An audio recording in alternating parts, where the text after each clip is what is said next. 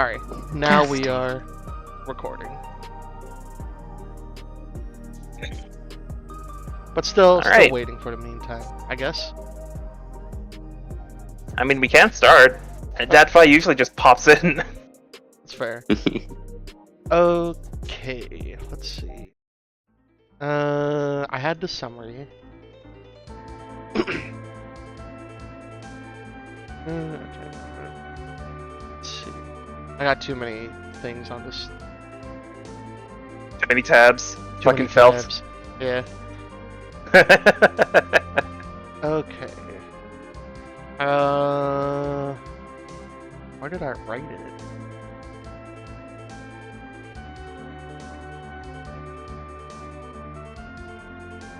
Oh well, I was gonna go real detailed because I watched the entire one to write down everything that happened. Actually, maybe I have it right here. Okay. So the long recap of last session. The session started at the end of a battle against giant rats in an abandoned maintenance shaft. The group continued their search for the mutated Professor Amp. Basil searches the personal records room, passing a mutilated body attacked by the rats. He finds the Professor Amp, right? Sorry, pastors. Just the image of a amp with fucking like swirly glasses and a lab coat. Swirly glasses, a nice white coat. Pristine condition despite the wings. It doesn't even say professor. I just read it wrong. It was pastor. Let's see. He finds employment. My bad. No, it's all good. He finds employment records of two names, Beatrix and Violetta Vandalore, linked to Viviana and Professor Rowan, but unfamiliar to him. He also loots the corpse, finding acid-resistant gear marked with the initials WM, a baton, keys, and half-eaten granola bar. He pockets everything but the granola bar. Twinkle Light joins him as he shares his findings. Meanwhile, welcome. Welcome. Let's see. We're just doing the recap right now. And meanwhile, Viviana and Spectre search the repair room, finding useful wires, a bandsaw, and ruined manuals. Viviana, distraught over the loss of knowledge, records her thoughts. Spectre finds materials to fix the damaged tubings and his visor light, while Viviana discovers rare violet wires that conduct both electricity and mana, both replenishing their inventory. Tala monitors the Unit 1 room, discovering the hole the rats came from with white feathery detritus, evidence of the amp. He notes that the rats have retreated. Basil joins him, and they discuss their findings. Tala is suspicious of the amp's infection spreading to the rats, prepares to blast the hole with the giant cannon, shocking Basil.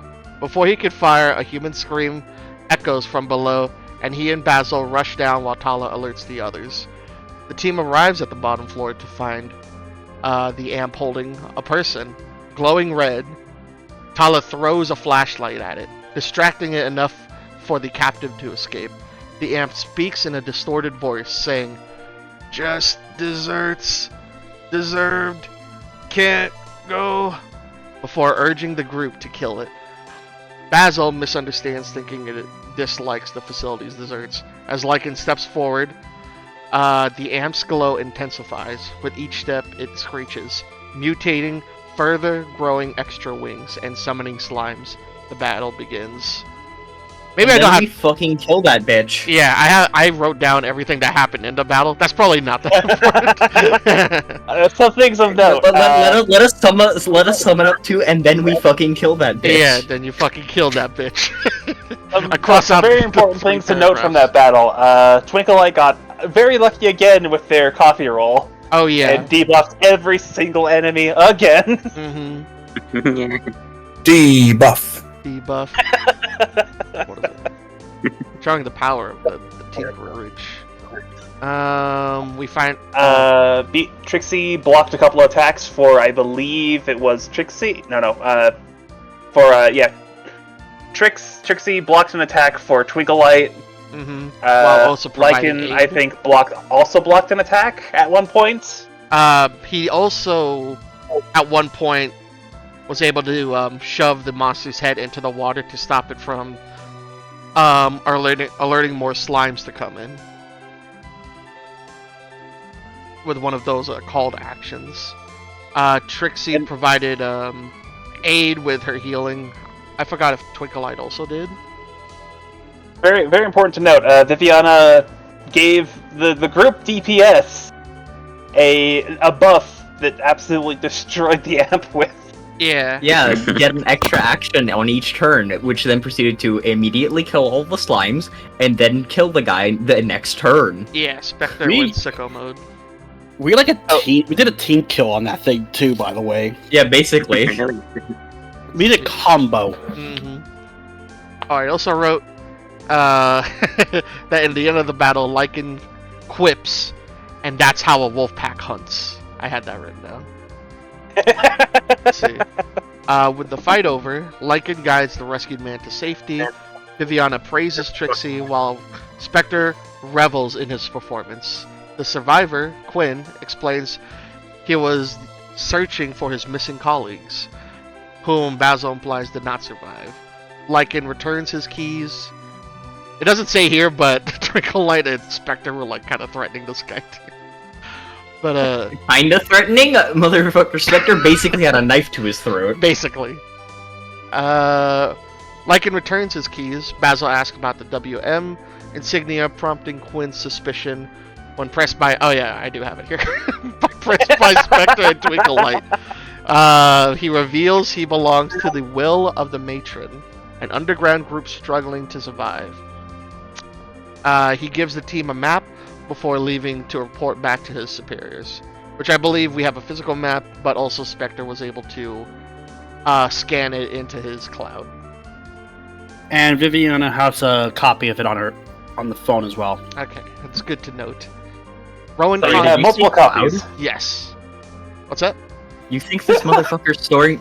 Sorry. Private... Okay, fucking... Tied to your criminal ranking, you think he's storing something on an external storage? No, yeah. Yeah, you're right. What is it? I What just did... fucking idiot?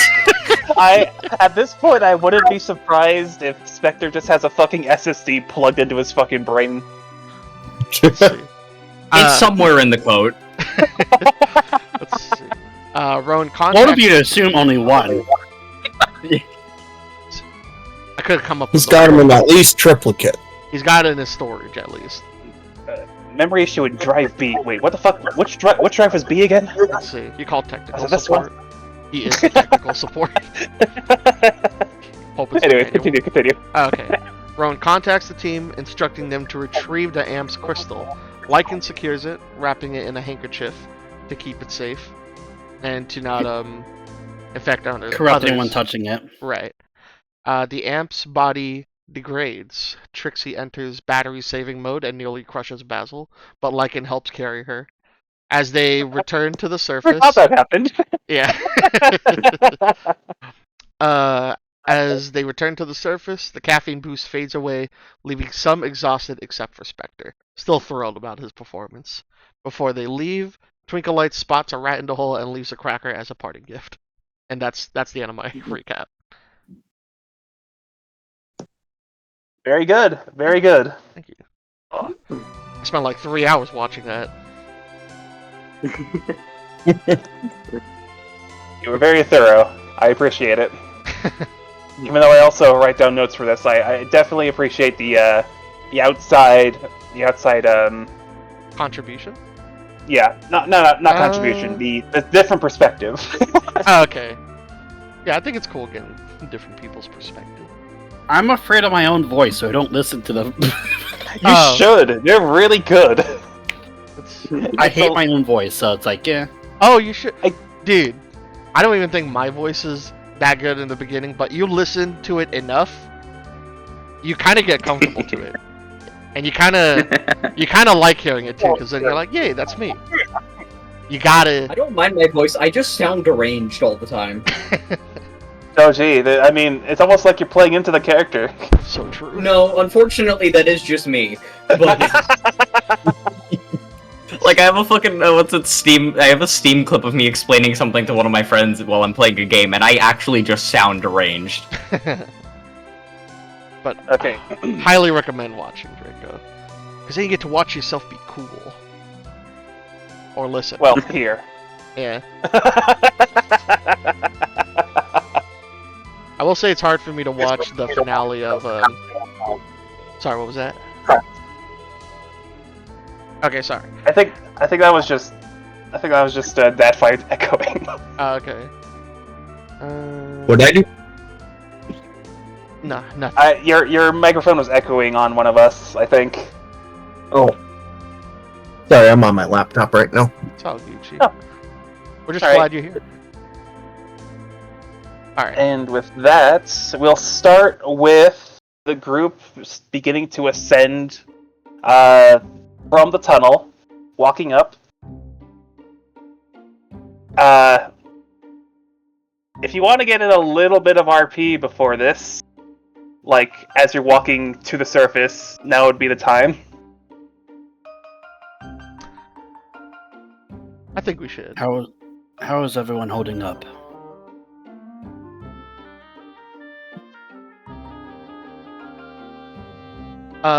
Despite almost getting like smacked across that cave area before you stop that amp, pretty good. How about everyone else? Yeah, actually. It's kind of like my first time doing something this scary, but I survived, so that's good. Yeah, you don't have much experience with outside work, do you? Mm-mm.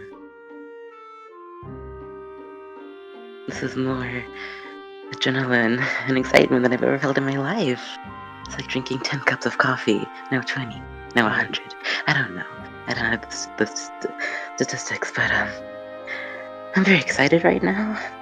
Oh, I also have the recordings, so we can watch them back. Oh, yeah, that would actually be pretty sick. I'm just imagining that fight from Viviana's perspective. She's just taking selfies. It's just her It's vlogging no, the it's more entire like the time.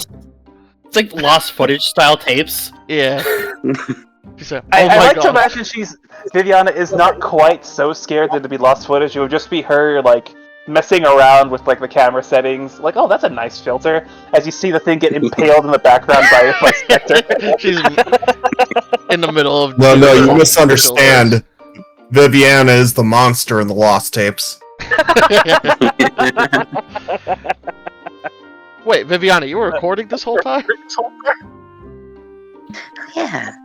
I got the one incident of you pouring your energy drink on yourself. I got the rats. Oh my God. When you're getting an education.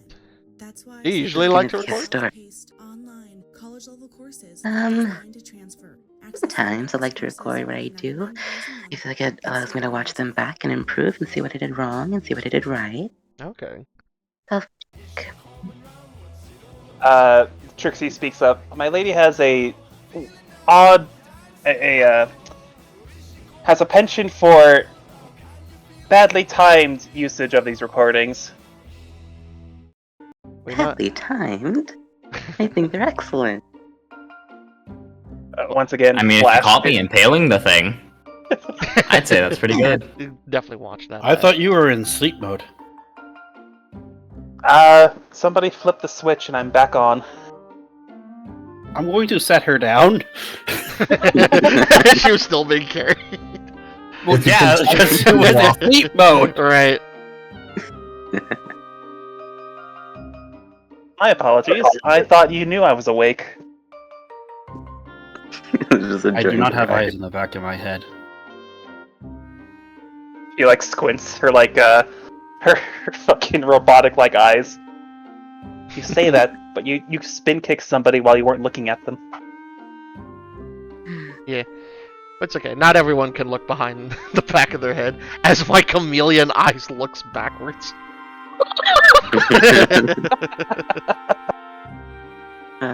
Wolves have excellent hearing. Let's see.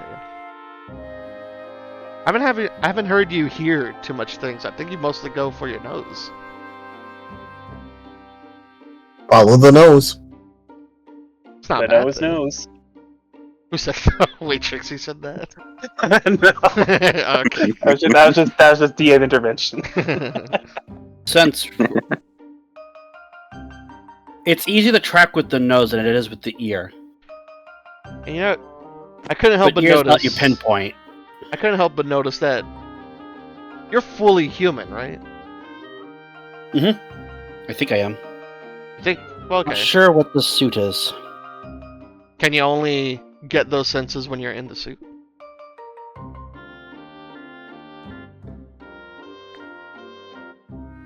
Yes and no. When I'm outside the suit, I'm a bit normal people. If I put normal people at 1, outside the suit I would be at like a 4 or 5. Then inside the suit I'm like a 10. I see. So when you're in the I suit, think it's you're being a little. I don't think you're giving yourself a high enough number for outside of the suit, but I'm just saying in comparison, the numbers aren't accurate. I'm just putting a scale. so the suit kind of amplifies you in a way. Hey man, it's alright to feel like a 10 when you're dressed up. What is Twinkle Lights Fit right now? What? Oh wait, maybe I misunderstood.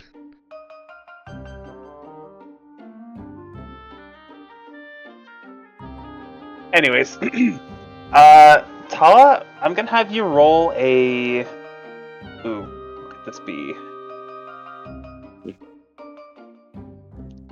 Make me an insight roll, and tell me your what you roll.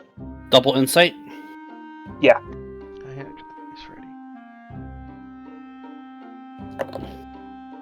That's actually pretty good. An 8 and a 5. Okay, 13 total. At the mouth of the tunnel, you hear a lot of activity. People running around. The clinking of material against material.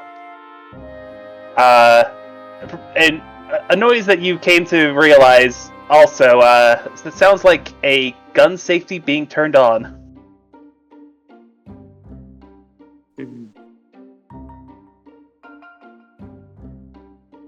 It would behoove us to walk out less suddenly. So walk slower? Or this is or is this like when we're near the exit? Is that what you're saying? Yep. Okay. He's basically saying Gun no, safety is being no sudden triggered, then movements. yes. Spectre is going to keep walking up like normal, perhaps even a little faster. Shit, Spectre! You just said slow down. Alright.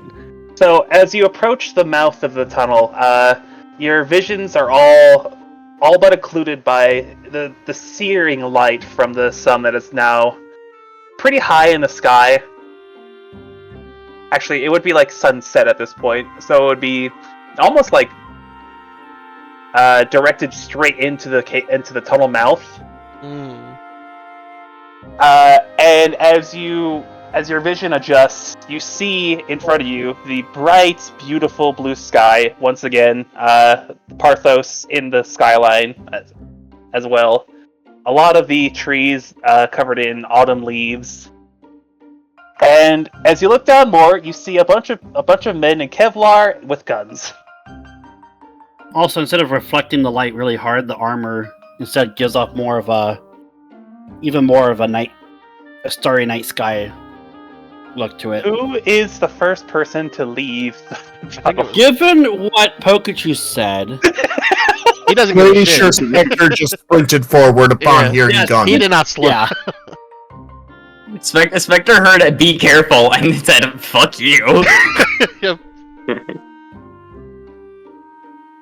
Okay, Spectre, you're the first to see about 7 or 8 people decked out in full Kevlar armor, with some what appear to be ceramic armor behind the Kevlar.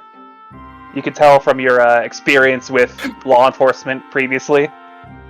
They are very bulky, and they are armed to the teeth, and they're all pointing their guns right at you. Nothing new. Oh, hello there. As the who would be the next in line? Fucking Basil will. He'll like run to try, since he was like we gotta slow down, but he also like comes out too. Yes, the two known criminals of the group coming out first. So he comes out right after, sees all the guns pointed at. God damn it again! Aren't we already arrested? The rest of the group, if you would choose your order to follow up in. Lycan will go out last. Twinkle will go out next. Man, Friday nights, am I right?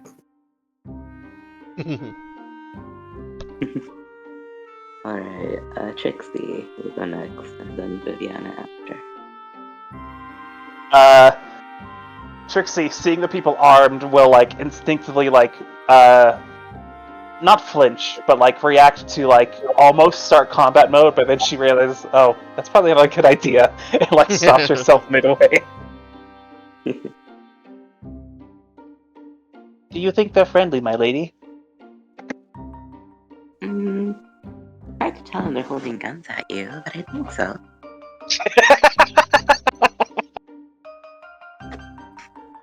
And that just leaves Tala in the rear.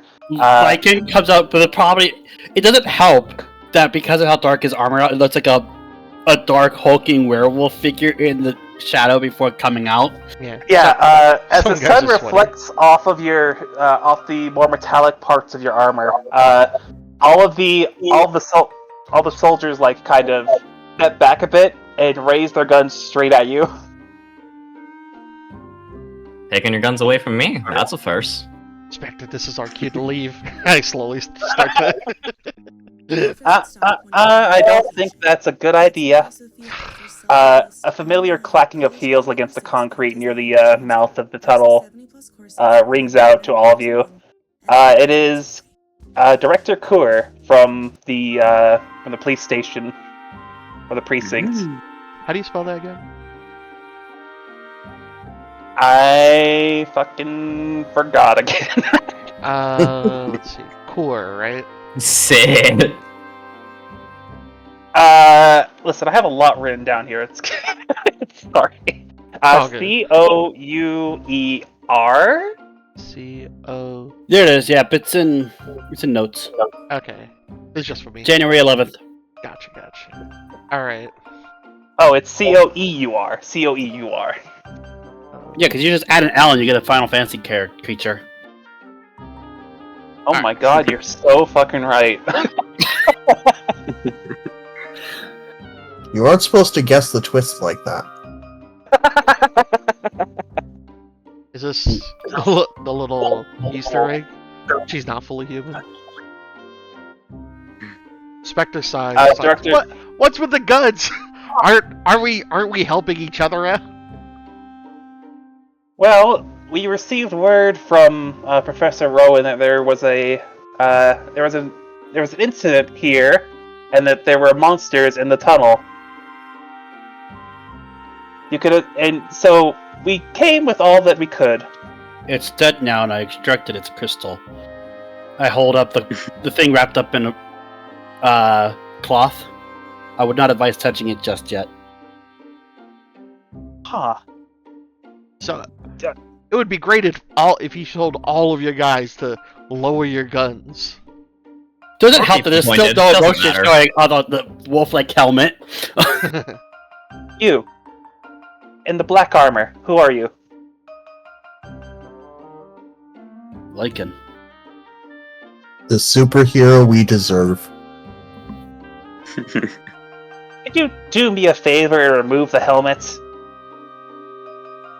I'm not sure if it'll come off on its own without the rest of the suit. What kind of fucking power? You know what? It doesn't matter. Do you really not know who he is? Well, you gotta remember, in the armor, Lycan is like half a foot taller than Tala. Oh, Slightly bulkier, It looks like it's straight up werewolf. Tala was already very tall, so he got even taller. Yes, that's what Lycanism can do. Okay.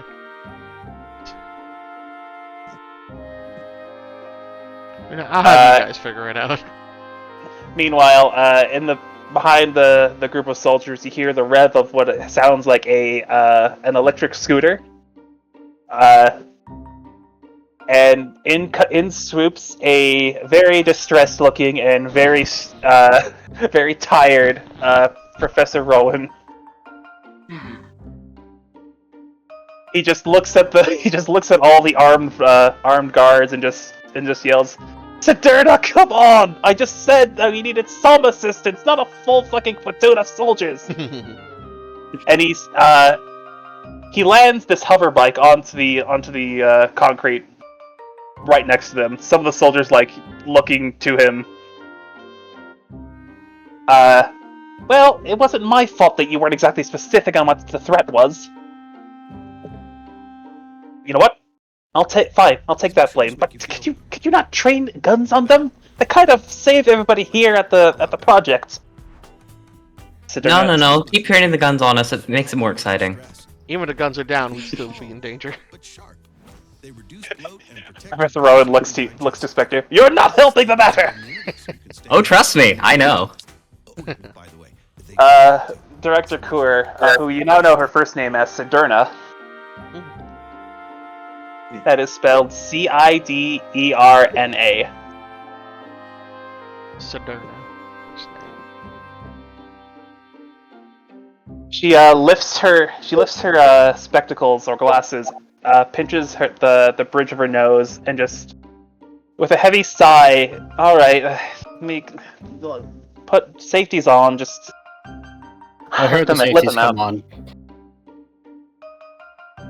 All the soldiers perk up.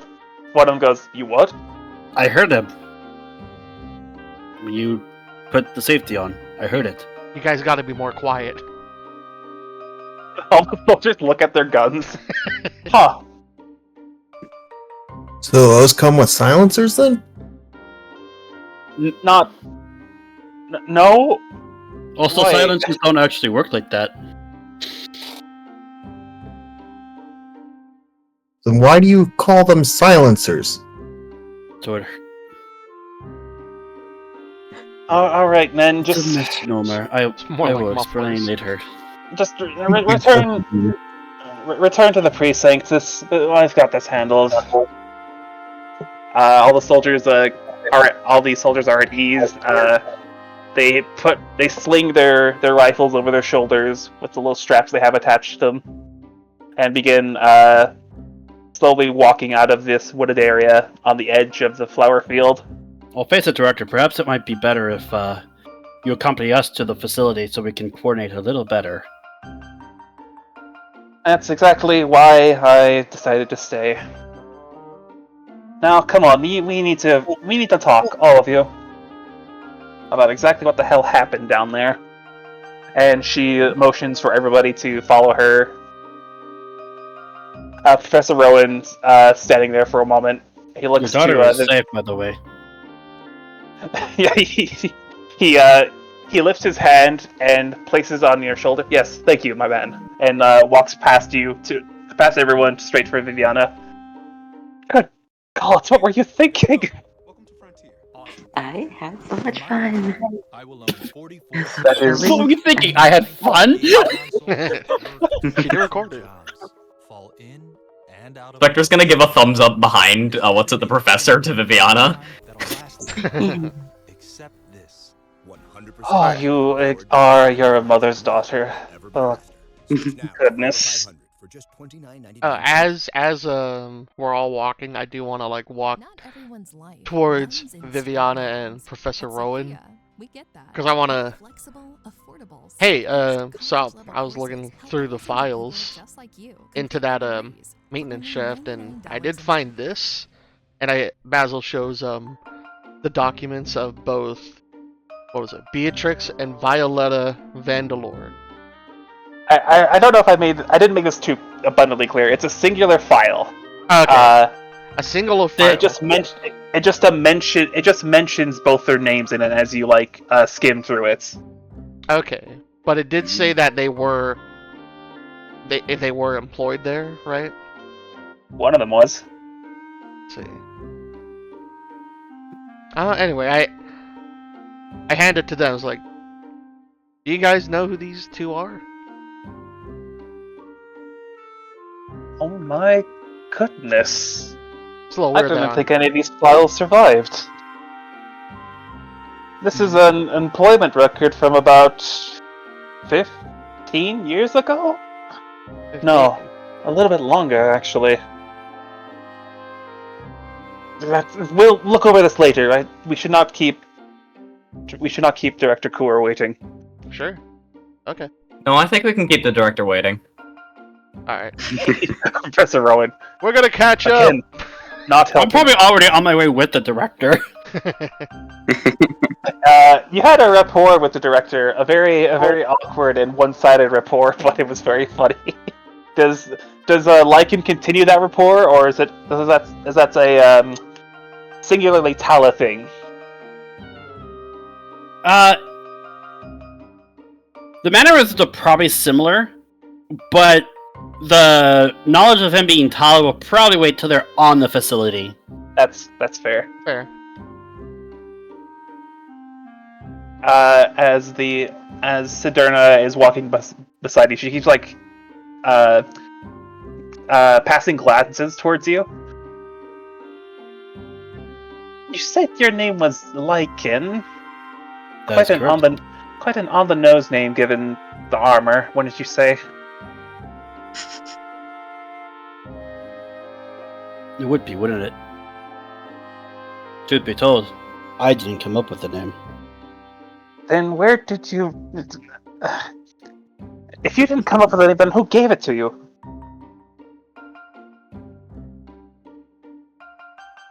You're gonna think this is crazy, but the suit. You're right. You are crazy. as she like hurries her steps and is the first one back into Project Prosperity, going past the receptionist desks, flashing her like security detail card. This is probably the first time he actually went through the actual receptionist through the Lycan armor. Oh yeah, I'm sure everyone's looking. So Lycan is the first one back into the project. How tall is Lycan again? He was 7 feet. At least half a foot taller. 9'3" on a good day. That's why I picked I was her. going to say give me a number because I don't know. How tall is Tala? Was He's he pretty like tall, I 6'8"? imagine. Was he 7 foot? These mushrooms make you feel He's not 7 foot. Alright. a lot better. I feel like I put 6'5"? it down somewhere. That's the thing. These mushrooms help you Um, focus while I have no regrets, by the way. keeping you I'm going to kill you. sharp. You can try. Bloat and protect Oh, your whoops. gut so you can digest better. Plus, they boost.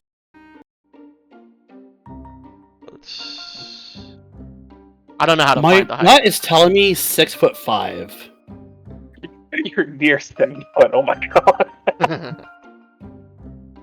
So you're So, 8 foot. as Question: Tala. Does this like- helmet that he has does it have like little like ear tips that point upward? They flick back and forth when he's happy. No. Did they go down when you said? I was going to say, if you were too tall, you might have to like lean down to get into the building. But you're Here, fine. I will do this.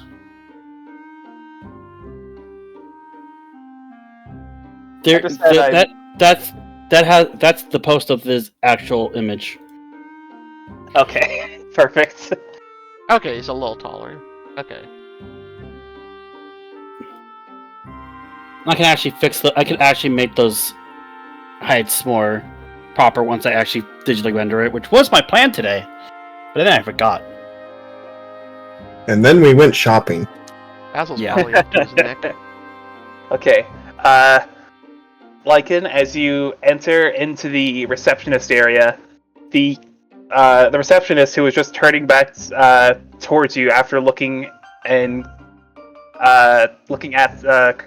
Director Coor's credentials, she looks around and she's just greeted by this towering mass of like black metal and glass. I'm sorry, I think we're closed now. You're open to the public? No, just closed indefinitely. Please leave. Basil I walk past. as he pokes his head around the corner of the door. Okay, you're good to go. Welcome to Frontier. Awesome. Thank He walks in like he knows the place. I will Let's own see. 44 cell phones. I I just tell the receptionist, like, or whoever it was who came up, was like, don't worry, he's also a marked one. It's hard to name a thing in this lifetime that Okay. lasts in a lifetime. How is that not obvious though? Let's see. Just to ease her. I think she was just probably rattled. I at the don't sight. really think that worked to ease her, but sure, man. Oh yeah, that hulking beast that you were afraid of? Yeah, he's one of us. Because he is a monster. Okay. We'll expedite this a bit. Everyone else follows in shortly after. You'll see in the patient lounge a couple of the workers are working to calm down a few of the patients. Charlie's in the corner, reading one of the books that Viviana gave him once again, but he's flipping through the pages a lot faster than usual. If you pick up on that. He's a fast reader. Once we're all inside, Tyler's gonna just do like the motion to pry open by tugging on both ears, which opens up the jaw of the buckle, pulls out the chip that he used to transform, put it back in its pouch, and shifts back down into Tala.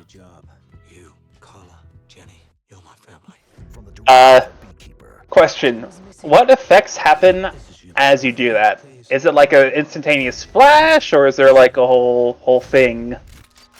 An entire choreographed dance No. feature, complete with music and makeup. Given that the transformation into Lycan happened, I just He gets want... engulfed with void energy, and so there's a tiny cloud of it for a brief moment, and almost as fast as it came, it fades, and there's just Tala. Some of the handlers closer to you like flinch at the sight of the energy, and then like go back to how they were, just like, oh, this fucking guy again. God damn it. Hey, he gave them tacos. They can't complain. They can't complain because you're not supposed to leave without written express permission. He just does. They can't do anything about it. We also still don't know how he paid for those tacos. Okay, as you shift back into your form, into Tala, a very familiar spiky-haired individual runs up to you. Oh, God, man, what the heck was that? That was so awesome! Let's see. Is this a test That would for be us like to him. remember who this is? This is Ricky. Oh, okay, it was Ricky. I was like, it's either Rick. And Viviana will also note that the marked energy, the mana that once engulfed them, is now just all concentrated onto the buckle again. Mm.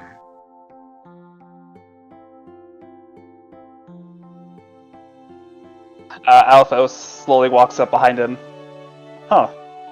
I didn't realize Marked could do that kind of thing. He says, looking at his mark. I probably shouldn't test that right now. What does your mark even do? Oh, me? Yeah. I perceive everything as happening incredibly slowly. Oh, no. Oh, really? Wait. Oh, so bullet time. More or less, he that- says with a slight delay. Is that constant? Oh, yeah. Yeah, it's constantly on. Oh, the opposite. How else do you think I keep up with this guy in ping pong? Otherwise, I'd get constantly smacked in the face with more ping pong balls. Yeah. That doesn't happen enough. That kind of explains that last match then, why you were able to get Ricky. How about you, Ricky? What do you do exactly? What do you mean? What I do? He's got spikes. Oh, he does. I thought No. that was just his hair. In the complete contrast to Elphos, Ricky is just fast. He's just Very fast. fast. I should have known.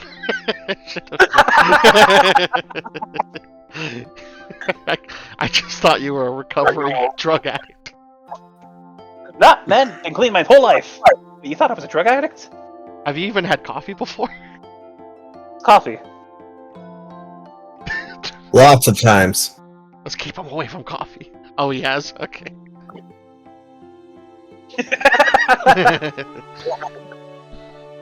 Oh, you mean that bitter stuff? Right, that. Sorry, I'm still getting used to this whole city living thing. Even though Understandable. I don't think you... And I too am not from the city. Oh yeah, no shit. I Makes guess it- by the looks of you, you're probably from one of the smaller cities to the east. I want to say you're pretty One of the- tan. One of the tribe village outposts. Why? Ricky's like struggling to think about something. It's like his brain is overloading, trying to think. Easy. Alpha's like pats him on the back. Okay, man, it's no worries. We'll figure this out later. So, what happened down there?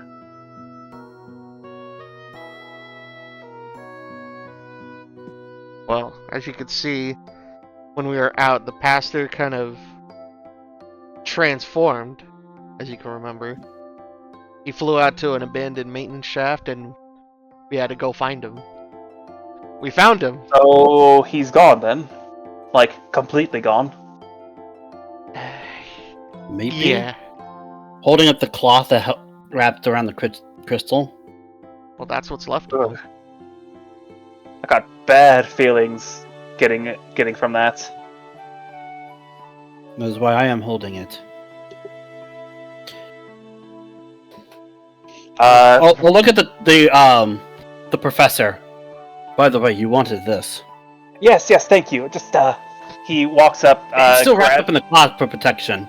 I'll take this upstairs to the lab. The rest of you should also follow me. It'll be when you go up the stairs. It'll be the third door on the left. That's where the director is currently situated. Also, the director didn't even witness him transform back into Tala. That's very true. It was like, wait, how did you even get it? You were with them? So, Professor Rowan grabs the handkerchief lined gem and kind of like speed walks down the hall and up the stairs, motioning for all of you to follow. At the top of the stairs, there is a door in front of you that he goes into, and he once again says, "Remember, third door on the left, near that balcony area." And he hurriedly enters into the lab. There's a beep at the door, and what sounds like a lock activating. Your father should be safe with that crystal, correct?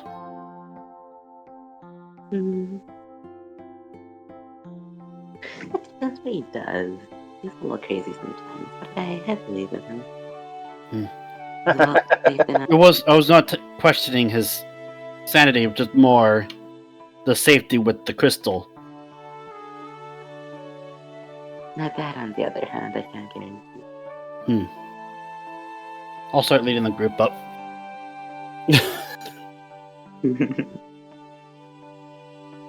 So, as you go to this door at the end of the hall, you turn and there's this like mahogany-laden room with a series of bookshelves on the left. As you walk in, there's a very, very fancy desk in the middle of the room, and you see situated there is Sidurna,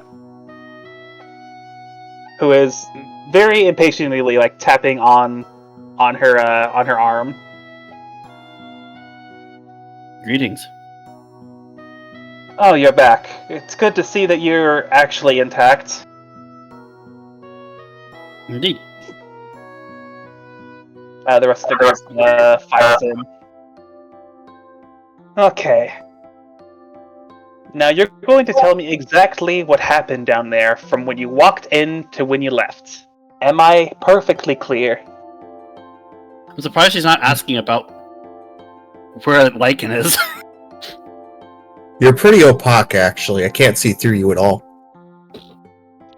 Why? If that was Why? an attempt at a joke, then I do not appreciate it. Why tell you when we can show you? Oh, you took my fucking joke.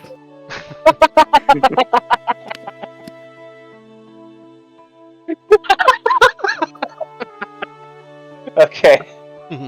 You recorded it? With what? With knowledge. Don't pull out the phone.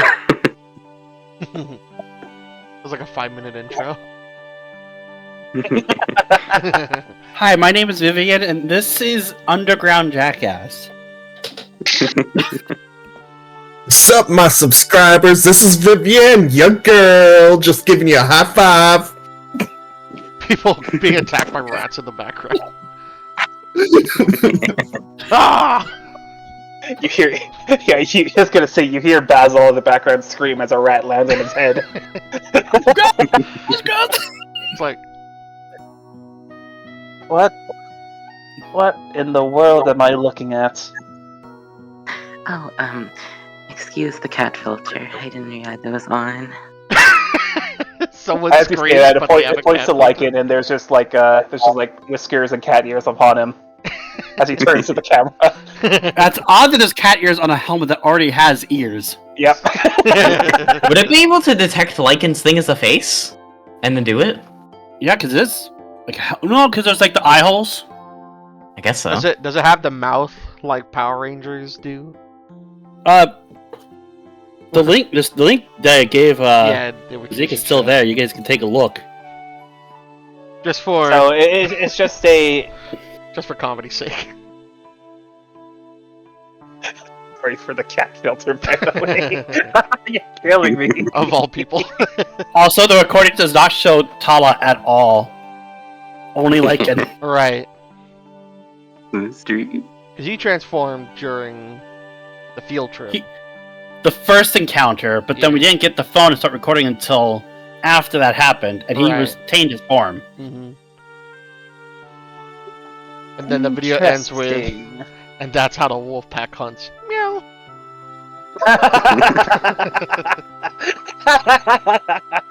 Which will probably also keep a recording of Lycan escorting the civilian to safety.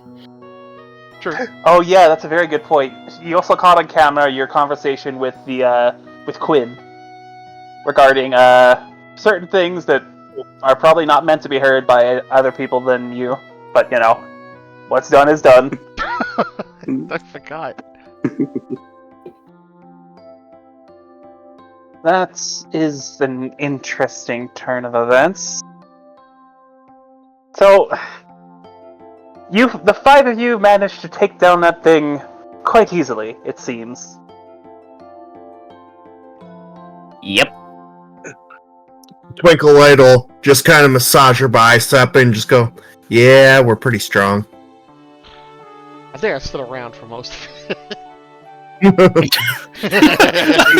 climb onto it too, like it did. You're like, oh, I can do that too. Like it leaves off. Wait, what? Oh yeah. It also showed Basil color shifting. Yeah. I'm still blue. Which maybe it should have been better if I was yellow. I'm light blue for now. She eyes Basil like very suspiciously. Is that the permanent thing or? I have don't no know. idea. I changed when I got hit by one of the slimes, and it was like an electric attack. I don't know if this caused like permanent damage to my skin, but I mean, otherwise I feel fine. Not a single scratch on any of you. I was in armor, so I don't think any scratches would be retainable. I mean, She like perks up. Wait, you are. Oh, I feel like such I an feel like idiot. that would be obvious since Lycan is not here and I am. And I am not in the video, but Lycan is. Why do you give yourself a separate name? It doesn't. You know what? I'm not gonna push that. One, I did not give myself the separate name. The suit did. Two, I still don't believe you. You're just crazy. none of you heard the wolf until recently. Dude, it's cool. Also, would you rather me not keep the identity secret in case of future encounters with civilians? That's. It would reduce public panic. would it? You bring up very valid points. But again, you are a hulking mass of muscle and fiberglass.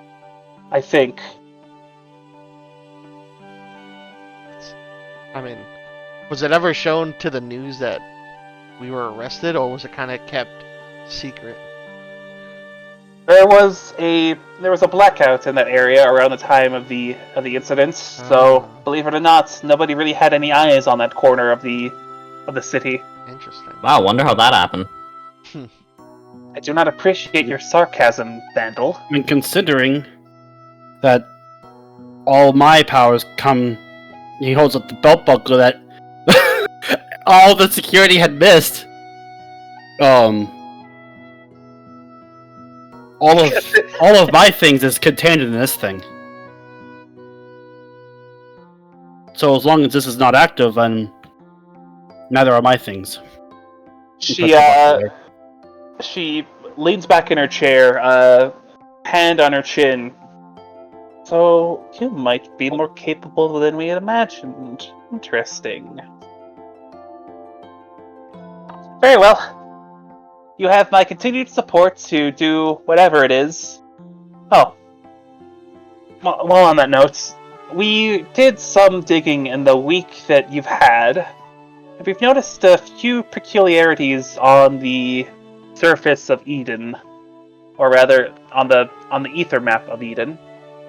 And she pulls from her pocket a little disc, sets it on the desk in front of her, and clicks the side of it, and up pops a globe of Eden, the shell included and all. If you'll take notice, there's a couple hot spots of etheric activity here. She points to where Gaia is situated. Here, she points to an area that looks like a valley to the northeast of the city. And in these two locations, it points to the Aqua Resort to the southwest, and the Foundry to the direct west. Okay. Eden is the moon we're all on, correct? Yes. Okay. And So, where she pointed 4 was all- hotspots. What's even more interesting is what kind of ether they are attuned to in those locations. Attuned to? Yes. What are you talking about? Mana in this world, as a few of you are probably well aware of, at least she points haphazardly towards Viviana and Trixie. At least the more well learned of you. Hey. It comes in several different aspected waves, each of them corresponding to an element of sorts. Their own nature, so to speak. Oh. Here in Gaia, there is a spike in Earth ether. Here in the Wind Valley is a spike in wind ether. And so on and so forth. Here. And it only began spiking according to all the number crunchers that we have back at the precinct, and in other branches of this project. It only began spiking about a week and a half ago. Okay. Around the time you all were found. Ah, These were the same. Those They're the same ones. number of blips. By the way, I'm guessing correct, to the number of entities. Yep. So we're gonna go to each of these hotspots, is what you're saying? Targets. You are to. We'll need to further narrow down where exactly they're coming from, but because this Earth aspected ether spike is so close to us, we figure you should start there. Not now, of course. We still need to figure out where exactly it's coming from. Are there any closer to other settlements? Well, yes. They're all centered on different like population centers, of course. To the northeast, we have the Windworks and Research Center. Northeast. Windworks. It is here that, because of the way that the shell of the moon is configured, this is the place that has the most amount of sunlight on any part of Eden. So it's a great energy manufacturing facility, and great for people to research, or a great place for people to research various subjects. There's a high population density of scientists and, believe it or not, more college students. You said that one of them's on Gaia instead of Eden? Gaia is the city that is the big city of Eden, like the main. Oh, we're all in Gaia. Okay. Yes. We're in Gaia. You're on the outskirts of Gaia specifically. Central. That's where the project is located. Okay. I missing. Central Yeah. Gaia. Here in the resort of Aquia, it's a much smaller area, but it's very hard to get in there without attracting undue attention. Given, it's a resort. Any police presence at all would draw attention. I will say though, there has been false tier collective sightings in that area. In Laquia? Aquia, yeah. Oh, Aquia. Tala will speak up. Not necessarily. You said it's a resort, correct? Indeed. I mean, what is it? People who are more likely to use resorts are people who are funded enough to afford such resorts. And they'll probably require security. Well, that's the thing about that. They don't trust the central government of Gaia to afford that security, so they buy their own, in a sense, whether that is through mercenary means or more shadowy organizations. Yeah, mafias are a bit more free like that. But can't exactly has a sharp grin on his face. They can't exactly get close to that area without undue attention. But we can. Indeed. I might know. And then the last spike is here, the foundry town of Inferna. That is much easier to get into, but it is also a lot larger than Aquia, and it also extends further down into the surface than most other settlements, given how it's supposed to work. And what was it called again? Inferna.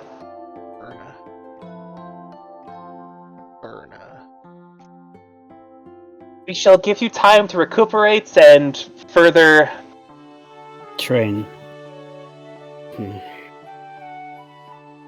We shall be back to you as soon as we possibly can. However, I believe we will first try to find the source of the ether spike in Gaia first. Preferably the more people we can save, the better.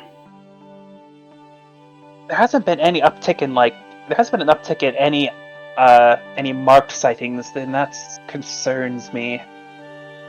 With this much ether pouring into the air, it is bound to alter someone, at least. I have to figure out why it hasn't. Perhaps those creatures have a bit more control than we thought. And Ali, it is Inferno is to the west, far west. Far west, okay. This edit Inferno. You have all done remarkably well on this outing of yours. Not a scratch on any of you. And you handled that beast with extreme prejudice. Kind of had no other choice. And you spoke of something else in that recording, something about the will of the matron. Oh. Yeah. There is an underground city. Basil sounded like he's sweating up a storm. Yeah. I'm thinking like Basil would probably be nervous because he did say, Put it like this: I believe that would be more of an undercity establishment, something that might prove useful for potential refugee need. Yes. Alternatively, underground traversal and connections. The underground section of Gaia is vast and runs deep. We are unsure exactly how many refugee camps have sprung up over the years. It is very hard to keep track of that sort of thing, given they don't exactly allow us down there freely most of the time. Well, should the Earth ether erupt before we can get a proper examination, anyone in the vicinity will probably need refuge and evacuation. Anyone in the vicinity will immediately turn into one of those beasts. That is a good point, actually. even us. If the Earth ether is coming from here, it's more likely to be underground than it is above ground.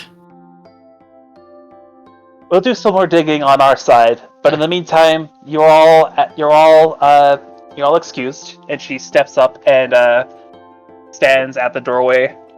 Now, I have some thinking and some calls to make. If you would leave me to my devices. Good luck. Spectre's gonna stay for like a slight, after everyone else leaves, Spectre's gonna stay for a slight like uncomfortable moment longer before leaving. Siderna scowls at you, and then closes the door, like slams the door behind you.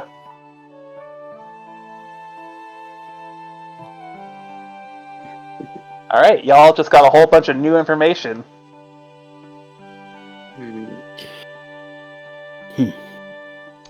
So are we getting paid for this, or is just kind of... We have free room and board. Let's see. What'd you say? We have free room and board. Yeah, but... As much as I'd like to get paid, he has a point. I mean, slaves technically have free room and board too. A free room, and yeah, I guess I am just pretty bored. That's not what board Oh, I'm referring to. let's see. Accommodations, food, hygienics, water, electricity. Yeah, I guess. But you don't have to pay any bills. It's okay. I wasn't paying bills before this either. You're also categorized as dead in most files at this point, so, you know. Yeah. Let's see. Is there anything we wanted to do? As you say that, a ward walks up the stairs in a kind of hurry and looks down the hall. Oh, you're here. Oh, goodness. You, might want to come to the pavilion. There might be someone you need to see really quickly. I don't remember ordering food. Just... I thought walking as I say that. Would you even have money to pay for it? As I start running too. He just comes. Thanks. So right at the foot of the stairs, there is another door that leads into a medical pavilion, the medical pavilion from before. And sitting and lying there in the corner, covered in a whole lot of gauze and bandages, is Cleo. Oh, shit, I forgot. The monitor on her right beeping rhythmically. An IV drip attached to her. She has seen much better days, that is to be certain. Yeah, she looks mummified. That was you not too long ago. What is it? Yeah, but I shut it off. That took a week-long process, but It Is has this- only been a couple hours. let's see. The mummification? No, since the first encounter. She came to us in a very, very rough state. She was impaled straight through her abdomen. It took a lot of work to get her stable. You know if she'll be up and about? I don't think so. Damn. Did you really have to ask? I mean, look at her. I know, but I understand you sucks. just met each other, at least a few of you, but those of you who are acquainted with Cleo might talk to her. Maybe it'll wake her up or something. I don't know. It's just, I could try. what a day. I walk in. You owe me a cigarette, you know? That's all I say, and I walk back out. Wow. Okay. I don't think anything happened. No, maybe she just nothing didn't care. happened. Okay. That's all I I'm got. not sure what that was supposed to help. No, I was just letting her know. I needed something. Her heartbeats remain the same. Well, it is a shame. Did you guys want to say anything to her? I believe these three might have. Looking at Vivian, Beatrix, and Twinkle. American food. Those with Robin Hood Gold can enjoy a 3% IRA match. I was the new face in town, so I am the least familiar. I mean, that didn't stop Basil from going up and saying, "Hey, you owe me something, remember?" Man literally just met her as well. I was just saying that I'm writing it like on a sticky note. If you wake up, you owe me a cigarette, and there's too many T's. And I stick it onto the window. Those are bad for your lungs, you know this. Yeah. That's why I didn't take it at first, but I mean, so is magic, probably. Seems to be a bad thing overall. I mean, we're already in Hey, danger. not smoking.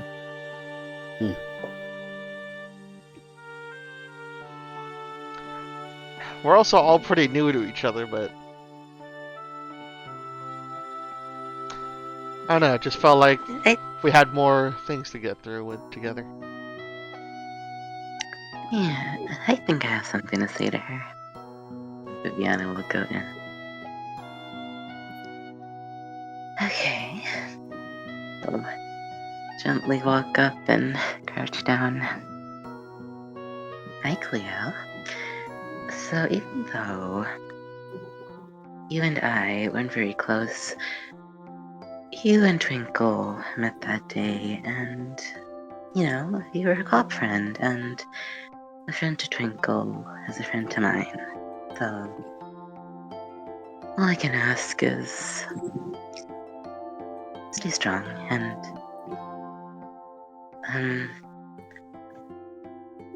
don't get consumed by whatever's going on in your mind, okay? If you can hear me, that is. The slow rhythmic beating of the monitor next to her continues. The drip of the ivy also a little louder than usual. Oh, you know what? I just realized, I don't know if this would ruin it too, but you said she was like in a hospital bed, right? Yes. What if she was like in a little like water tank, since she was like aquatic? She has like the collar thing. Yeah, but she's not currently transformed. Okay, that's fine. It would seem the shock of getting stabbed through the abdomen kind of shook that off for her. Yeah, her body said, fuck the fins. Okay.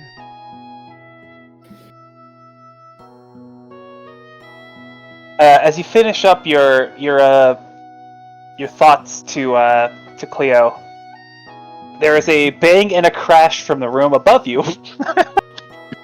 I'll go take care of that. I'll start walking out. We don't even know what that was. And I'll take I'm care of also it. significantly more interested in that.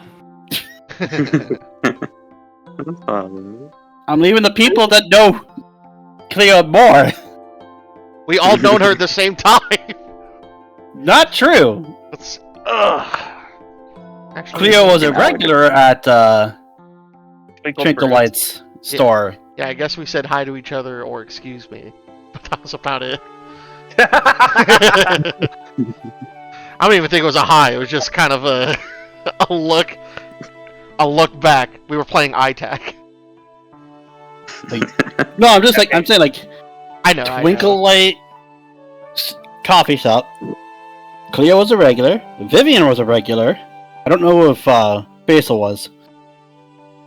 Nor if I know if Spectre was. Wait. I don't think Spectre took a lot of time to be You in think public. it's just a fucking casual at a coffee shop? Spectres in a coffee shop. I don't think he's ever You'd been be to that cocky. coffee You shop. would be that cocky. He would be that cocky, but he's not necessarily a regular, but just like as soon as someone walks out, he's just gonna fucking take their cup, smack him in the face, and walk away. Yeah. Let's see. He takes the cup first and then walks back to smack him in the face. Anyways. Who is going upstairs? I'll go upstairs. Spectre is. Spectre, Tala, and Basil? Yep, Twinkle Light will just kind of sit with Cleo for the moment. Actually, yeah, that's fair. You're right, Draco. Okay. So, the three of you, walk up the stairs, or run up the stairs. The lab is open and people are, rushing in and out of it. Do you proceed inside? Yep. Pretty sure, yeah. So, Tala in was this already room, pretty adamant. there is a bevy of very scientific-looking machinery lining the walls. A lot of computers, a lot of servers, and in the center is this glass-looking tube with rings coming from the ground or from the ceiling, with little instruments and various tools. And in this tube is the what's it called? Is the gem that you got from the amp. It is on fire. The tube or the gem? Yes. Huh, okay. Is there a fire extinguisher nearby? You see Professor Rowan at the console for the machinery, very desperately trying to get it to function properly. After it seems like it exploded and it is now on fire. The entire tubing with the crystal. It is a sight to behold. Not quite working as you'd like, Professor, huh? Yes, no, I mean, gods. And Okay. he's Is the tube shattered? yes. Okay. There goes my idea. Well, okay. I grab it. Well, now you get to find out if your color changes. Yep. I do Okay, look at my fun hand. enjoying glass shards and fire. Let's Yeah, see. that's fucking right. You have to walk through glass. You don't have shoes because you have fucking chicken feet. I have boots. Very true. So, just very quickly, take 2 damage, 2 piercing damage. Okay. Physical. Hold Do you on, take the piercing? Do you continue after you get stabbed in the feet, or How many feet away is it? How many steps away? It's like a it's like fucking spike growth? Out. It's like a 5-foot area around the tube. It's just littered with glass. To be fair, he said an explosion, so that glass is flying. Yep. But it is They so don't just concentrated. topple over. They It is most flame. concentrated in a 5-foot area around the tube. You know, I'll just say that I do like a giant leap, but I still like step on glass. I don't think that. I think that's worse because you're I putting think so that's much more worse. I think it's force. significantly worse. College just walk through with like worker/biker boots, which are far more suitable for that kind of. Fuck it, I jumped. The Spectre also just walks through. I said I jumped.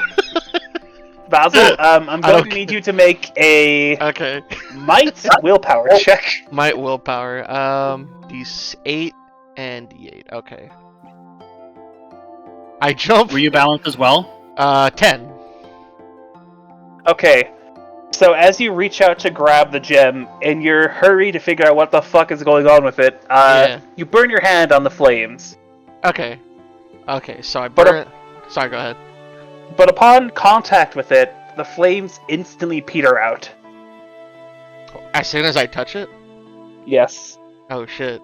Okay, so let's. So that's what And as happened an with extra, the because D10. it is Basil, your color changes to red. Yes. The mark on my right hand. Like It glows. it glows, and that's the hand I'm using to grab onto the gem. And also, you'll notice it looks like light is filtering from your fingertips to the mark. Let's see. Alright, and. Well, solved it! Out! Alright, so It's let's. Go ahead. I was gonna say, alright, so how much damage did I take from jumping and having my full body? You know, I was going to say 2 if you were walking into it, but take 4 Yeah, I don't. if I'll you take leaped 4. into it for Okay. some reason. I'm fine with that. 4, and then how much for the fire? You burn your hand for, I'll say, 3. 3, okay. You know what's funny? Because of Ignisis, I take more damage from Ignisis than I did all of that. Ah, lovely. Shit. It hurt more transforming into red than it did walking on shattered glass. No, landing on shattered glass. You okay there? I've had Smell worse. of burnt scales fills the room. Yeah, so like, my body does like kind of smoke a little bit from my skin. Almost like I'm sweating smoke. I can't tell if you're bolder than I am or just an actual fucking moron. I think I just stopped giving a shit. So both. The professor who had leaped behind a desk as you jumped towards him, peeks his head over it. It's out. How did you manage to do that? He touched it. Yeah. Did you? Yep. Upon closer inspection, amidst the glass, you also see like white foam and a few puddles. We did everything in our power to try to extinguish it, and it would not go out. Did you try suffocating it of air? That was the first thing we did. Then it exploded. Well, given the whole glowing mark thing, I take it's a pretty simple explanation. You absorbed the magic. I think... Yeah, that's just something I can do, somewhat. So now...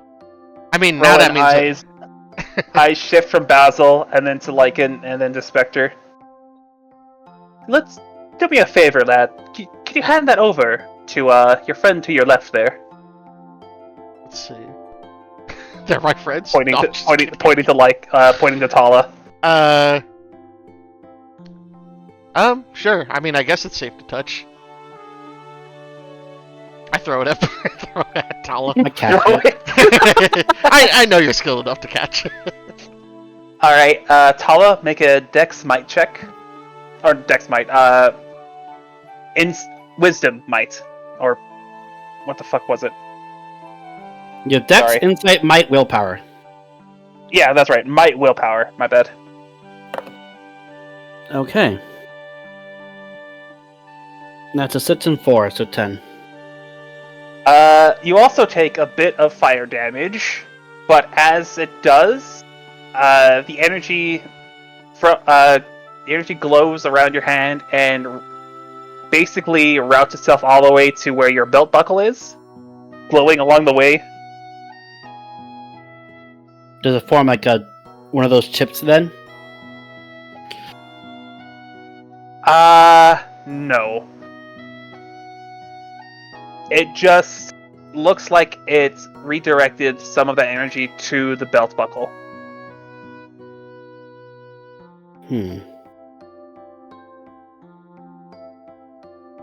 Oh. And then he looks to Spectre to Tala's left. Well, Spectre already is holding his hand up.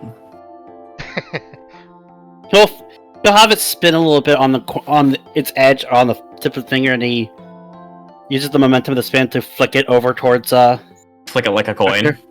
Yeah. It also does. Almost like a ball, It does you know? a backflip too. like a basketball. Oh yeah. And Spectre, make a might willpower check. That is D10, D6. A 10. You also take 3 fire damage, and the energy absorbs from your fingertips to where your mark is located.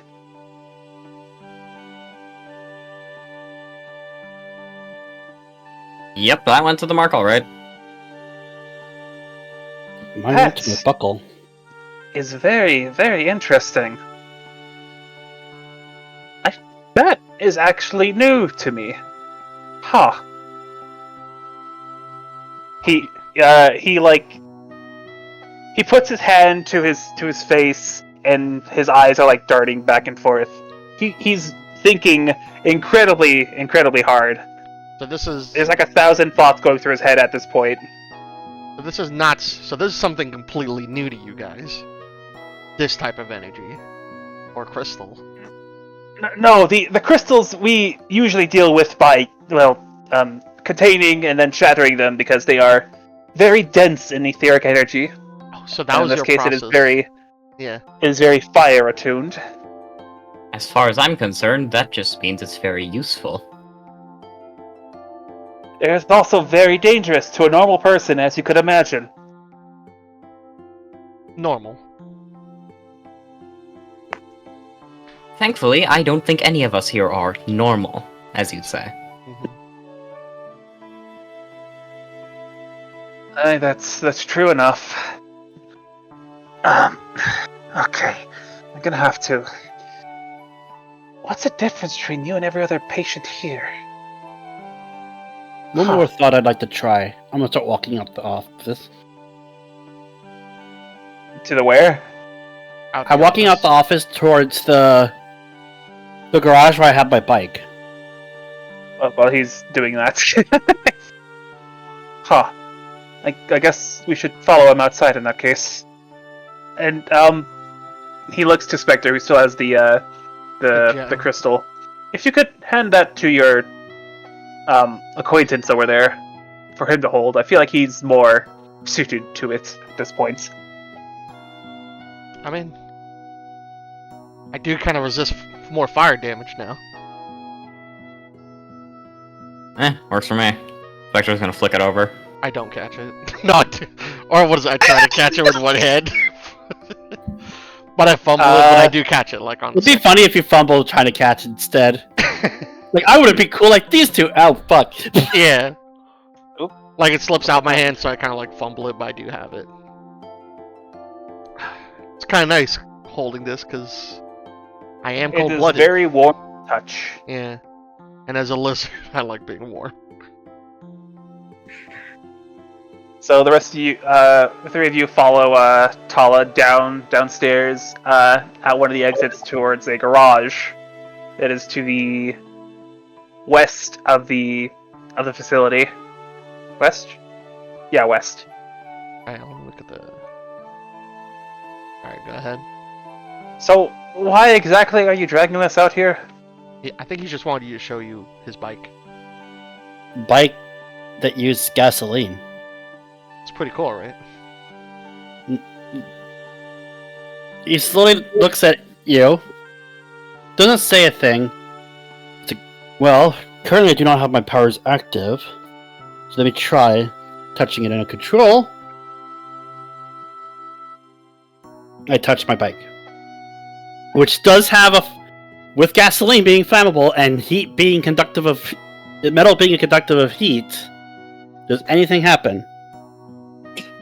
As your hand grazes, not even fully comes in contact with the metal of your bike, it warms up exponentially around you.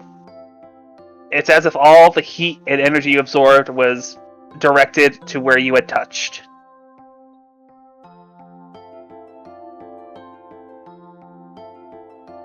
But aside from that,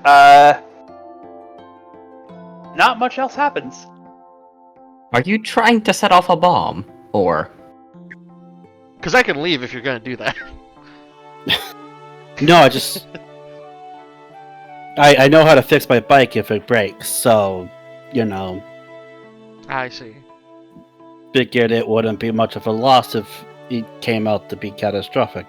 So you're saying I should try and touch the gas chamber? Wait, you Or wanted us to be here? The gasoline. With you testing that? You're attempting to blow up your own bike! One,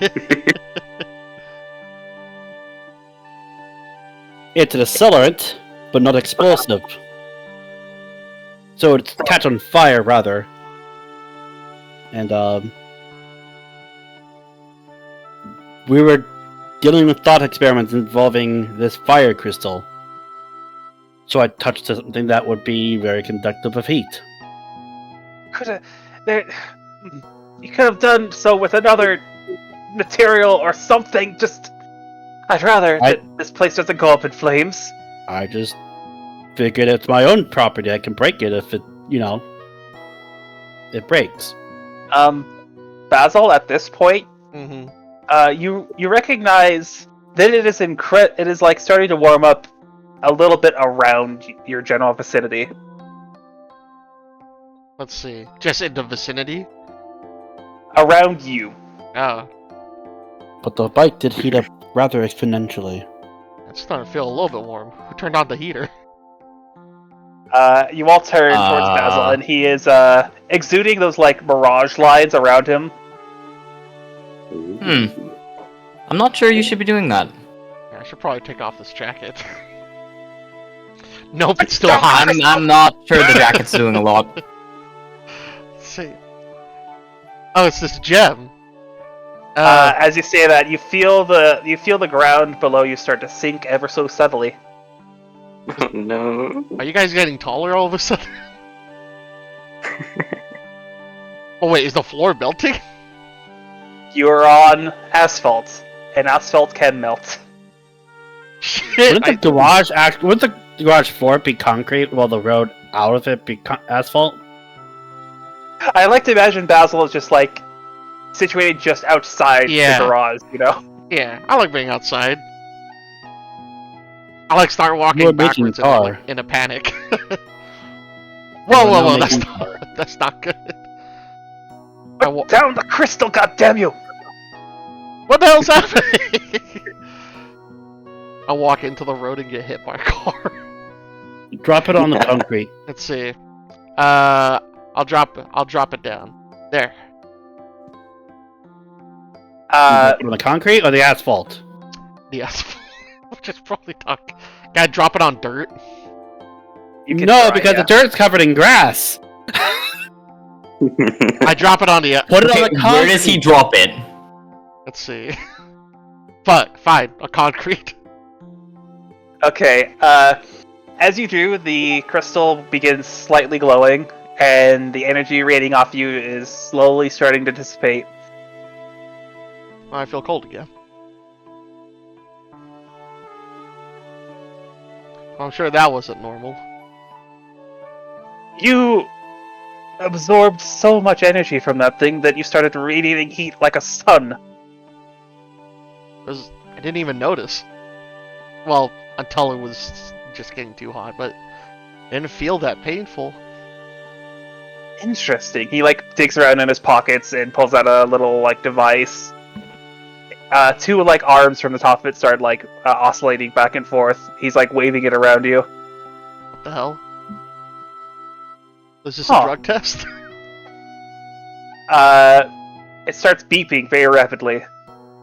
You have now attuned to You have now attuned to fire aspected ether. What? He turns the device to you. Okay, first he turns the device to himself, and it shows a little like point graph. You see the professor's vitals show it's more water, earth, and kind of wind aspected. Yeah.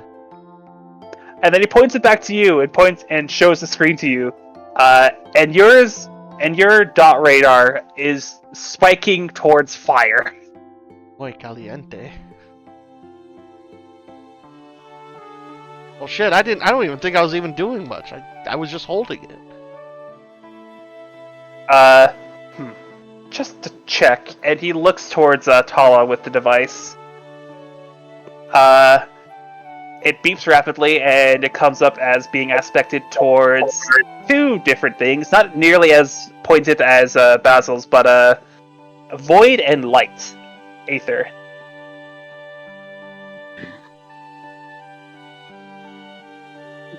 Oh. Void and light. Wait, no, I wouldn't read that. Do I have the fire too? No, I mean you do. There's some residual effect from the gem, but it's not nearly as pronounced as his. However, yours is more tuned towards light, and I think that's void. Is that particularly uncommon, or? He moves to speak to you, Spectre, and as he does, the device points towards you, and it immediately blares off a warning.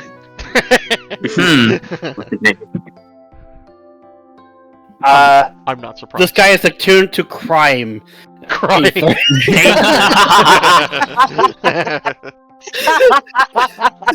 The highest rating of crime ether imaginable. No, this radar, what do you call it? This radar graph points towards Spectre, and it is nearly off the charts with void or darkness energy or aether. Opposite. Darkness versus void. Hand in hand, pretty much. Okay.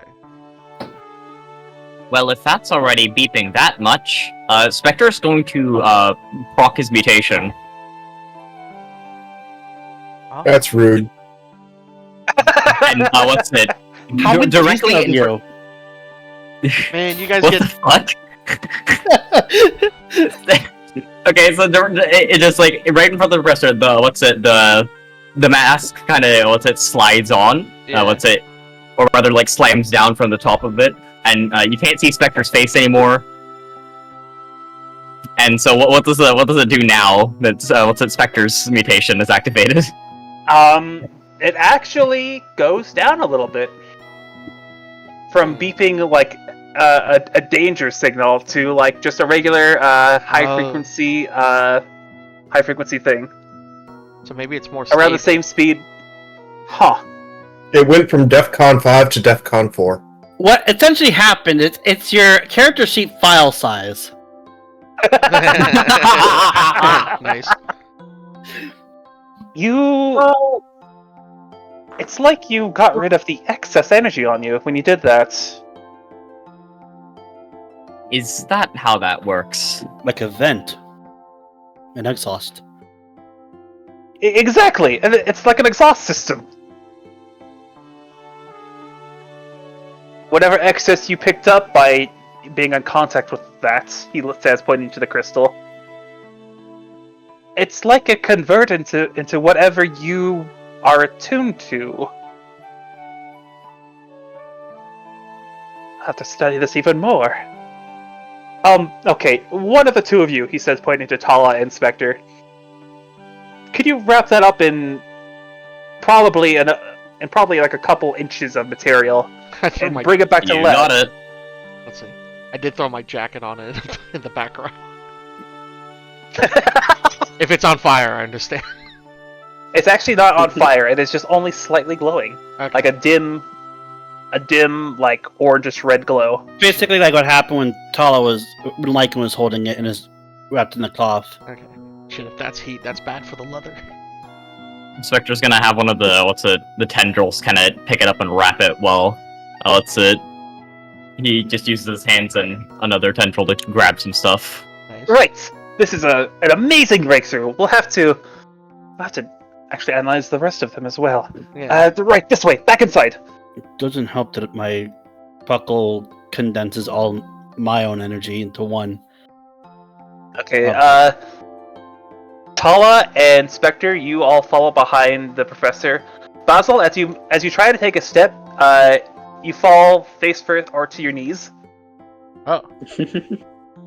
The asphalt around your feet has cooled. Oh, All right. Oh shit. Hello? Anyone? Out. I raise my hands up. I'm stuck. Attention. Uppies.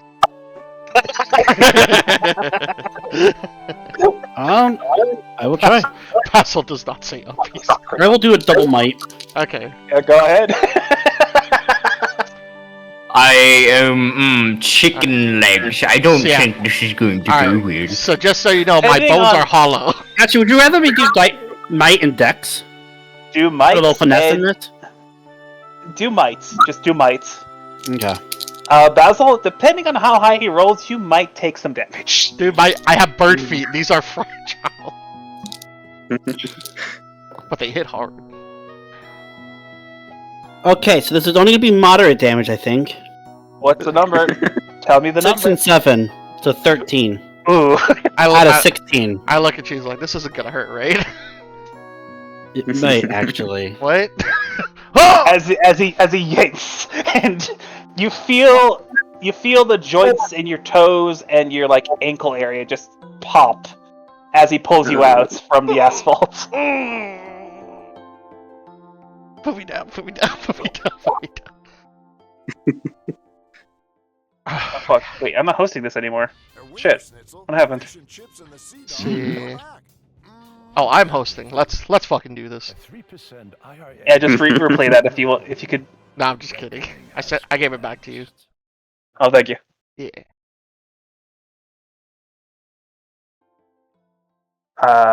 Is it broken? There we go. It's loading for me. Okay. So, There we go. Thanks, Tala. I'll take another 3 points of physical damage. Okay. I probably would have heard the pops too. Oh. I'll catch up. You go ahead. And I'm like, I got this. Do you also carry me? No, I'm gonna you- do like the scene from like Karate Kid 1, where Mr. Miyagi guys kind of claps his hands together, rubs them. I'm basically gonna relocate the joints. Are you sure you know what you're doing? Ready for a I'm good not a- crunch? I'm not I'm exactly going a to car.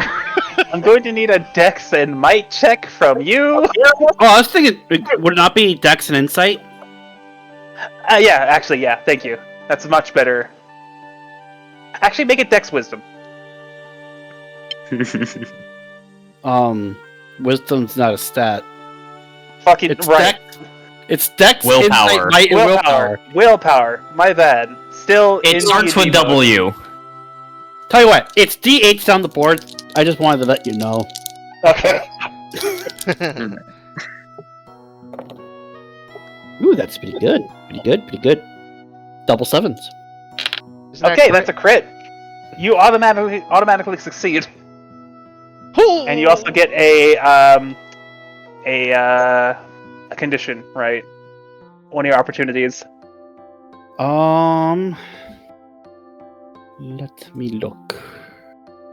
You want to make a And bond? Basil, as you feel them like stretch your joints in and out Yeah. very quickly, it is at first a little painful, and then it pops back into place, and there's just you're awash with relief. God. Thank you again, Tala. I can either do bonding or unmask. Unmask. So you know who I am. You learn the goals and motivations of a creature of your choice, and the only other creature on the scene right now is Basil. Yeah. He now knows everything about your physiology. He does. Everything. I cover my body. No, I'm just kidding. All right, what's your opportunity here, Draco? I'm going to just do.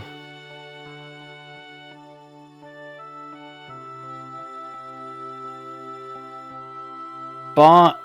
If I pick an emotion on a bond, can I pick that same emotion on another bond later on? Yes. That was a Okay, good yeah. question. Yeah. So you're adding an emotion to your bond with Basil? I'll start a bond with affection as like, since I'm still doing like the whole pack leader thing, I'll probably go affection. Okay. That works. Yeah. And just to reiterate, when you can invoke a bond when you are doing something in regards to that creature or person, and if it fits the situation, you can add the strength of that bond to that roll. Okay. I'm just flavoring it as like the pack leader Right. mentality going in. How do you learn all this stuff? By living in a tribe. Google without safe search. Oh. They took the land.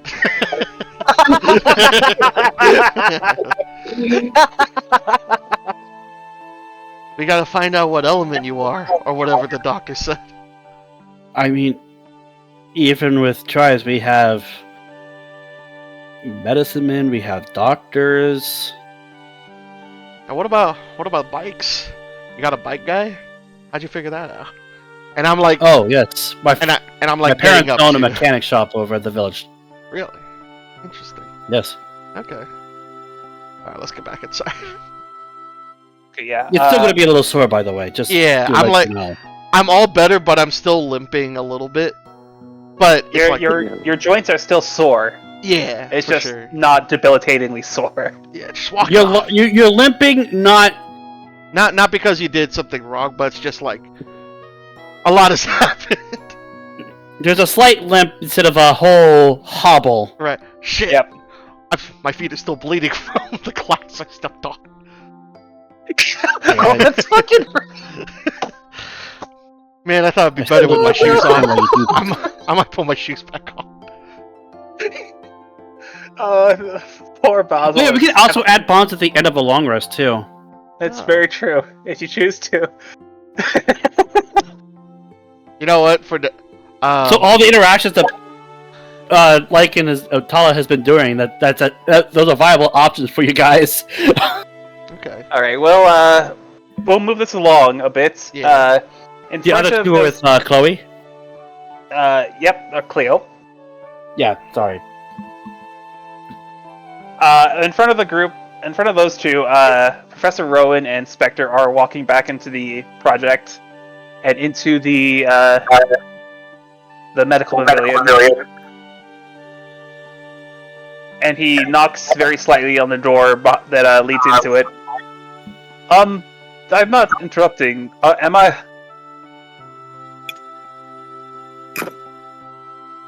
No, come in. Right. This may come at a very awkward or inopportune time, but I need to get a few of your readings from the two of you, or the three of you, I suppose.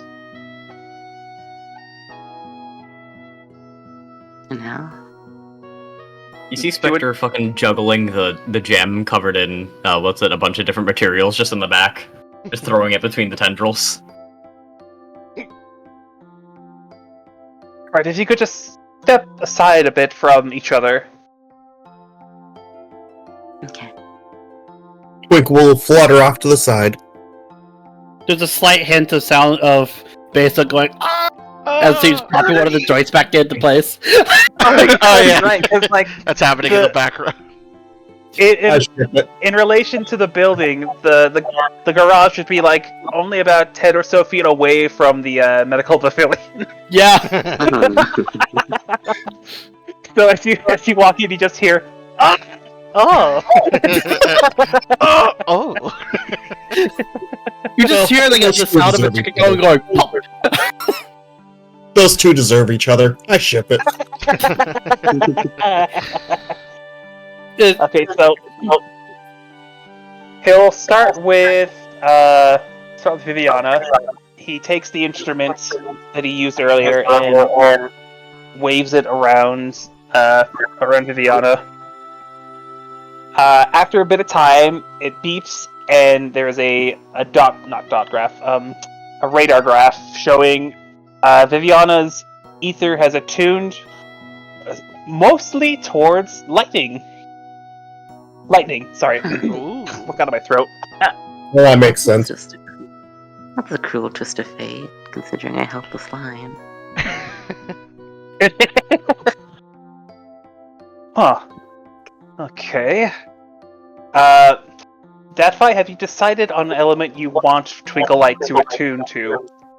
Or to represent? Air seems like a good idea. Okay. After showing Viviana the readings, Vivian, you've been around your father a lot. You've been around like his studies. You know what this graph means, and seeing a person's ether spike that drastically towards any direction is very concerning to you, or exciting, depending on you.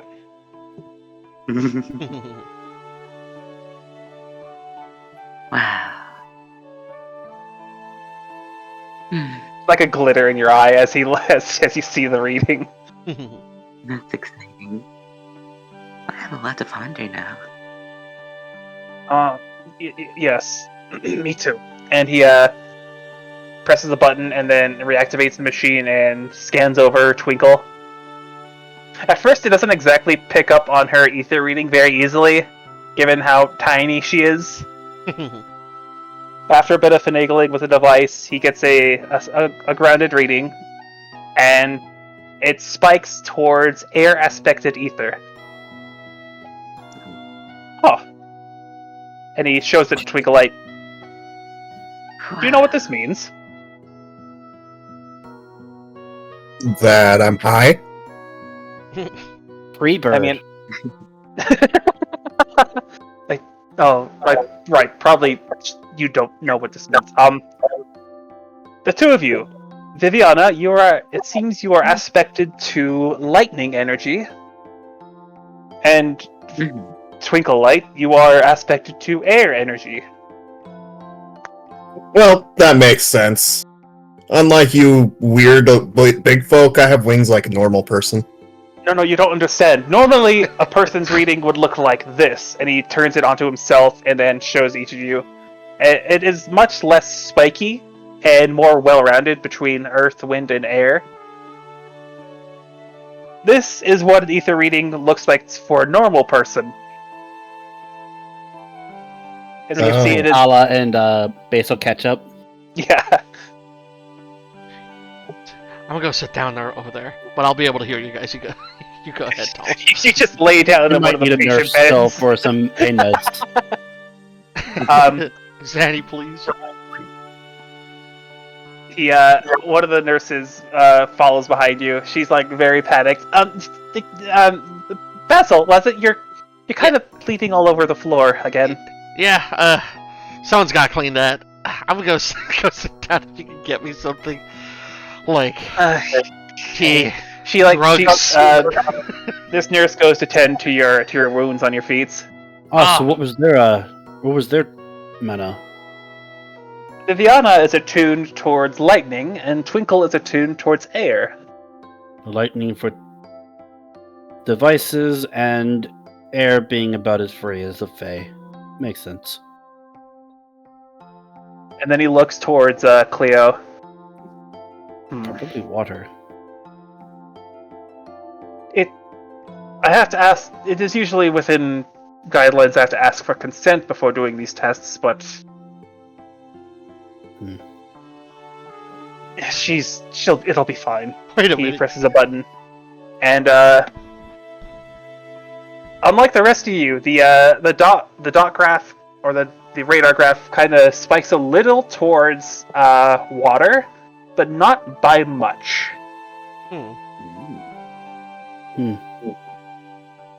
So it would seem I'm the only one with two.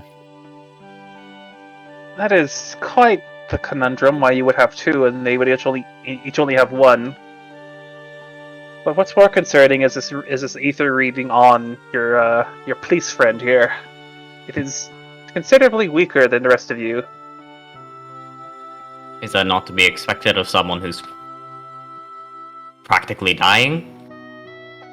No, you don't understand. It's the way that our bodies work. The way that the ether fluctuates in a normal person doesn't change all that much throughout their lives. It may grow a bit or shrink a bit, but not to an extent where it would be this much of a discretion. It is tied to the life force, yes? Not quite, but yes. She's not quite living much. But still, even somebody in a comatose state doesn't change that much with their ether readings, at least from what we've found. Would you have any theories why that would be? Tell me, when you fought that monster in the tunnels, did anything happen that would make it seem like it was morphing or absorbing something? Yes. And it only began to morph after it went down there. Yeah, it grew a whole nother set of wings or something like that. I don't know. It I wasn't grew really harder. paying that much attention. It went from hard to Well, it looked like it had a shell. It didn't really seem that effective. In the beginning, it was when it was hit with some sort of element, it did harden. But when we went down to the basement, that then it would heat up. and it got softer. I don't know if that's any As if the significance shell for you. hardened because it cooled.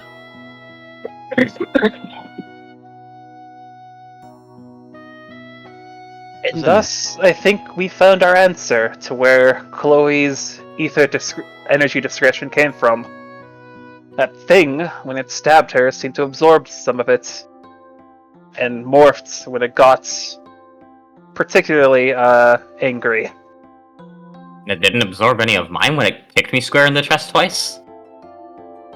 Did it impale you? God damn fucking close.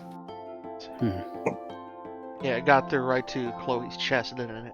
I mean, yeah. Nearly pierced through her heart.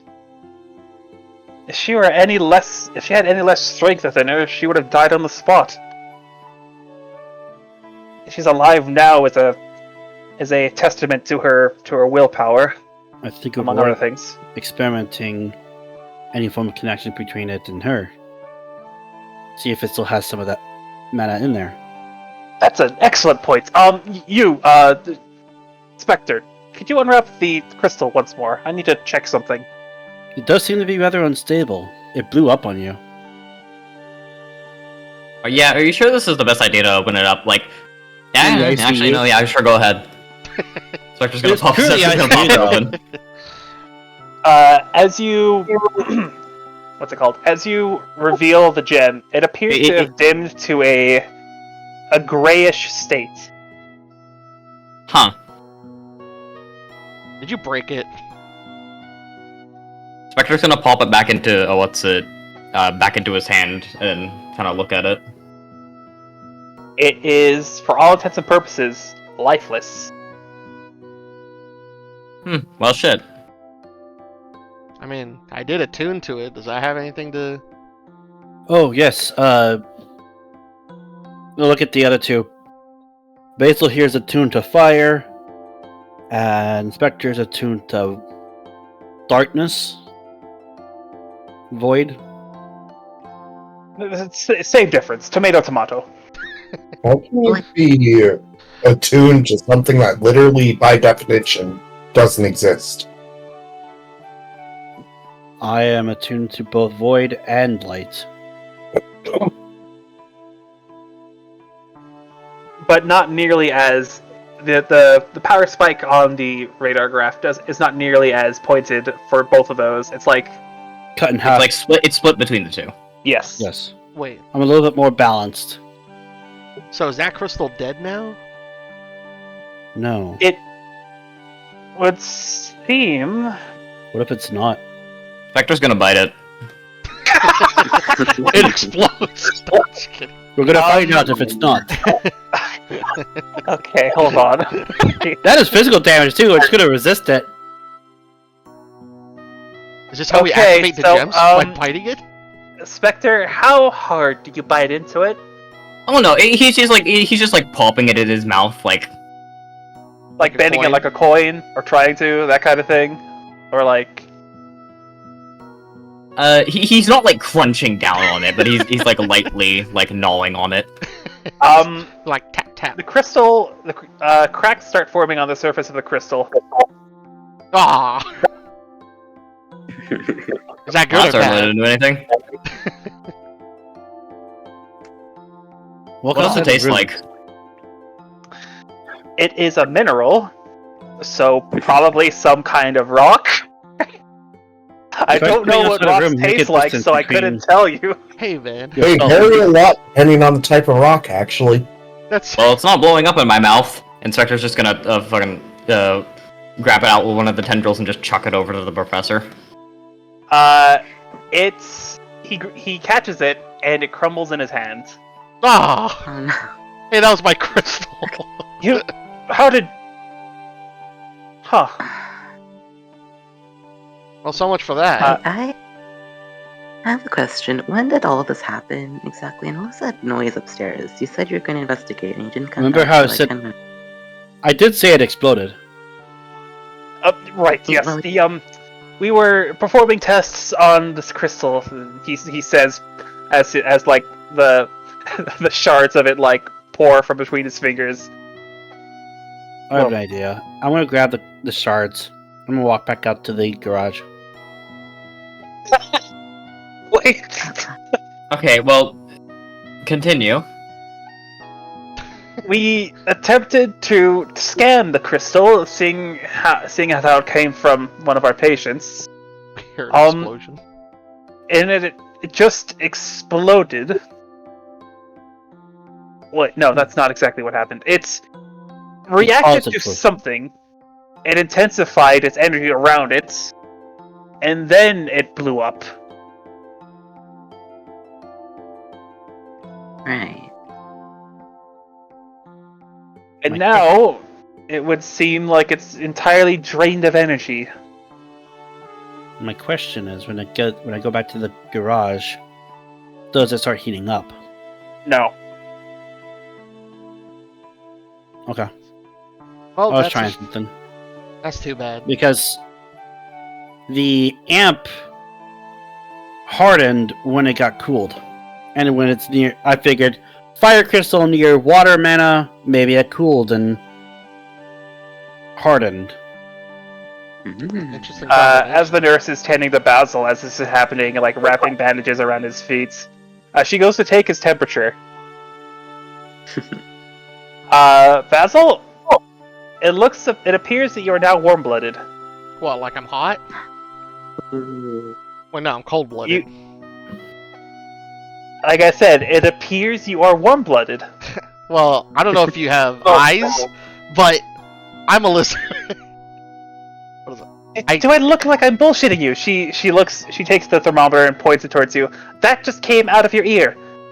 What the? Let's try the other ear. And it's just the I'll same come back. Well, Just to double check, the nurse also takes a temperature reading with a laser thermometer from like a distance and like pointed at your forehead. Huh, maybe I'm sick. Yep, that is exactly near the same as a warm-blooded creature. what type? What? I think even warm-blooded creatures have different body temps. To expedite this, it would seem that Basil's body temperature now matches a normal person's. Okay. Yeah. Oh yeah, this has got to be from the crystal. I mean, is that what happens? I can go in the snow now. I usually have to like travel somewhere else whenever it snows. And somehow your organs are all still functional. I walk back to the professor and I'll start just placing the crystals in his palms instead of tossing them. the, No, the crystal, dust. for all intents and purposes, has been shattered. Is this? Yeah. It is dust. Practically.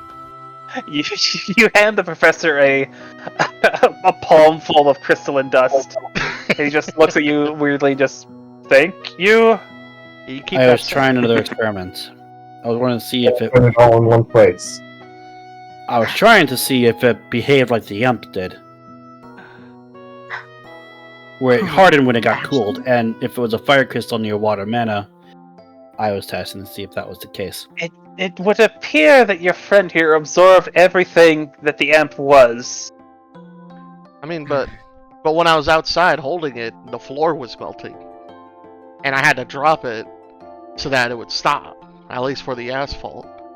Is that something that's going to happen more often? He pulls out the instrument again, and looks back to a record of your previous etheric signature, and scans you again, comparing the two. It is slightly more pointed now. But everything else on the radar graph also seems to have grown a little bit. So it's like rounded out a bit more. Oh, really? You're attuned to fire, but it's as if you went back into equilibrium after absorbing that energy. At least a little bit.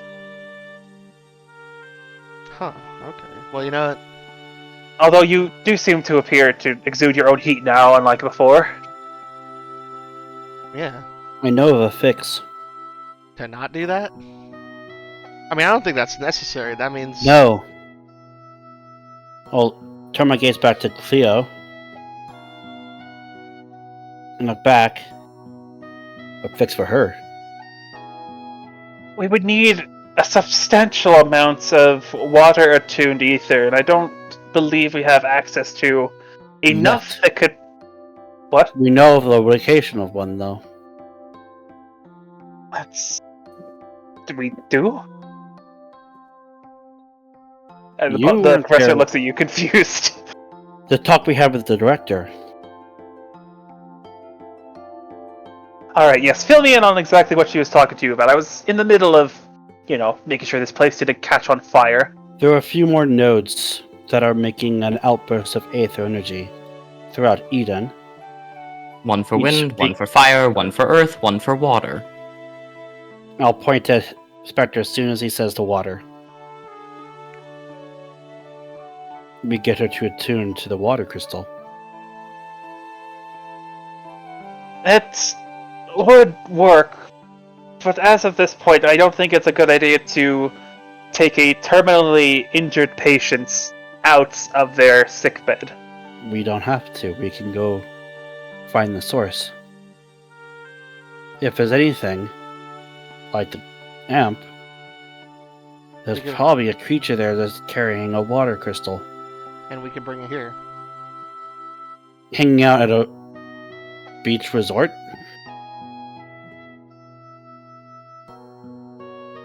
I like that idea. I really do. But, what else did the director say to you about this whole thing? Anything about We kind of don't know where they are. Great. Like, only This park roughly. is the Earth one, though, and that's the closest here. Here in Gaia. Also, that we're going to supposedly struggle to find our way into the resort, because instead of hiring regular security, they hire mercenary groups and criminals. Would, What do you mean that would be difficult? Looks over at the criminal. Spectre smiling.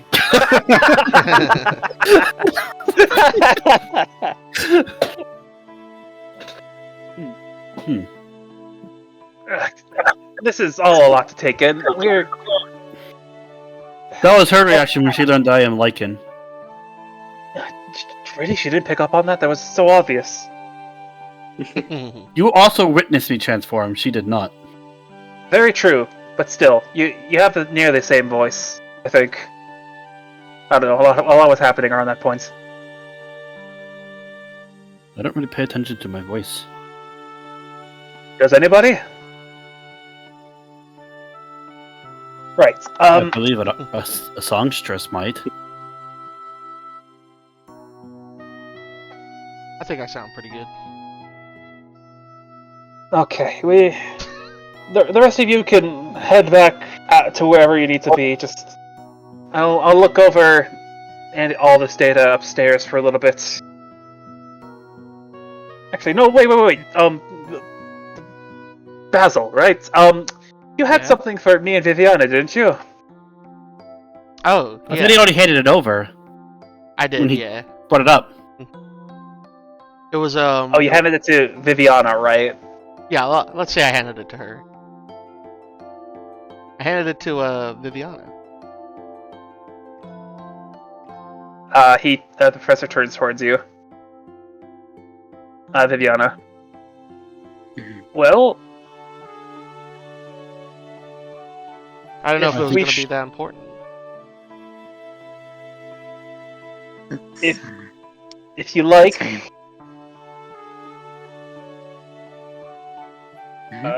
Viviana, if you would, and go ahead and unspoiler that thing I sent you, Sponge. I'm so excited. How dare you send this to me 2 days in advance? You were told not to read it? Oh, Damn. dude, the temptation. Also, let's see. Ally, you're gonna have to give me the host thing again because it kicked me out for some reason. Let's see. Why does Okay. it do that? I don't know. It's because I'm doing something that makes it always give it to me. He's in the fucking system. He's hacking it. Okay, anyways, go I'm ahead, in. Sponge. Alright. Viviana will begin to read. Oh gosh, I'm so scared. Beatrix Dunbar. Female. Age 25. Okay. Currently employed under government contract as a physician and care worker. Next of kin. Rowan Vandelor, husband. Mrs. Vandelor has requested a leave of absence on subsequent resigning to the under the general practitioner and asked for reassignment. She simply stated, "There's plenty of doctors up here to care for the populace. Let's live for the poor soul down there." Oh, and if you're asking about why I'm requesting leave, my husband, as brilliant as he is, needs some extra help caring for our little one. You know, she's just starting to walk soon. Soon enough, she'll be running around just like her mom. And my husband can attest, one of me running around isn't as stressed as it is. Request for a year leave, and resignment granted. That would have been around the time when your sister was around 1 year old, or 1 year old. Older or younger? Older sister. Continue on. This is. I feel my heart pounding out of my chest.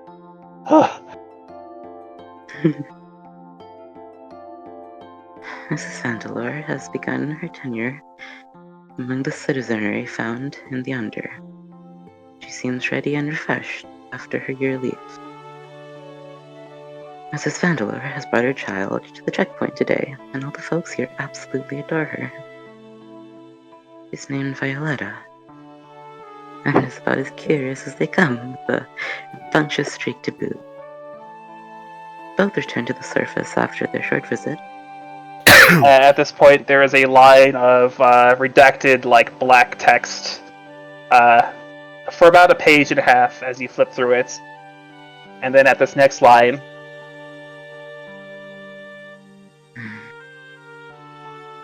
You see her kind of pause. And then she continues. Mrs. Vandelor has been MIA for a few days. A search and rescue squad was sent throughout the checkpoint today.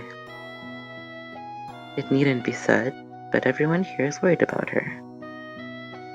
Can't imagine what her husband and daughter must be feeling. Another Mrs. break Vandeleur. as like a couple lines pass, like all redacted text, and then Mrs. Vandeleur left the checkpoint with the surface in critical condition. On behalf of her next of kin, Beatrix Vandeleur has resigned from a tenure as GP for us at the checkpoint and people beyond it. Although it was to be expected after that horrific event, we're nonetheless saddened by this turn of events. We wish both her and her family well. Mrs. Vandeleur arrived for a surprise visit today. Her whole family in tow, including a new face. She stated that her youngest was curious about her previous work, and she just couldn't say no. She looks tired. That I suppose is to be expected when getting the two children.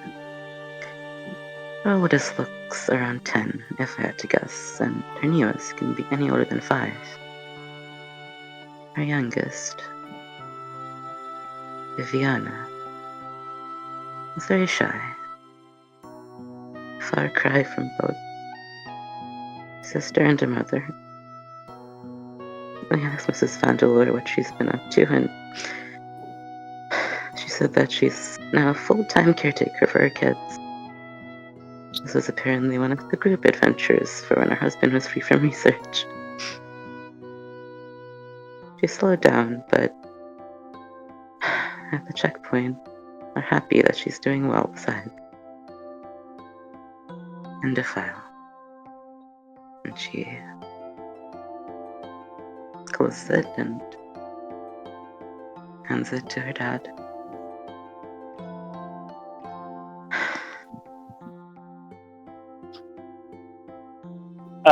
Rowan is a little shaken, but he is attempting to put on a brave face. Attempting, because you can see like lines and like wrinkles appear around his face as he's like trying to keep it in. Mm-hmm.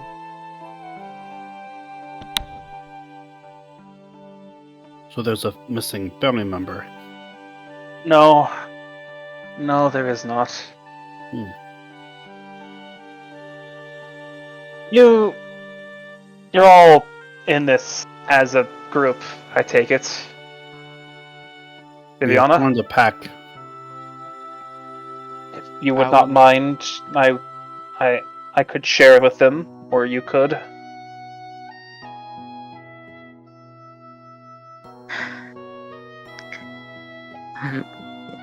You can go ahead. I think I need some time alone. Of course. And she'll take Trixie with her.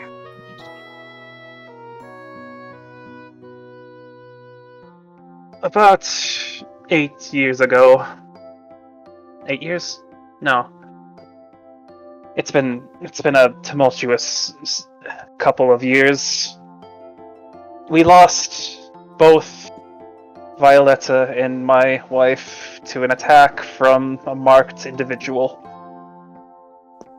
And it is that very attack that led to Viviana having those enhancements upon her arm, her face. I had thought these files would be long gone. This must be when she was in tenure as a doctor for that checkpoints and as a general practitioner for the people of the underneath.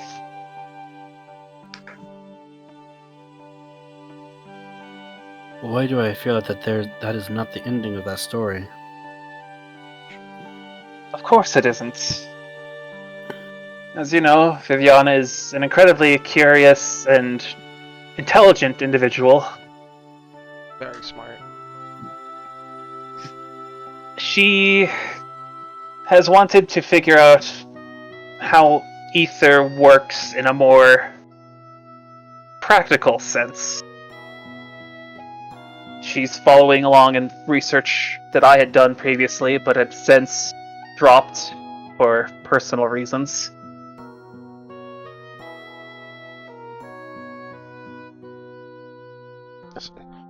Personal reasons because of family? Yes, because of family.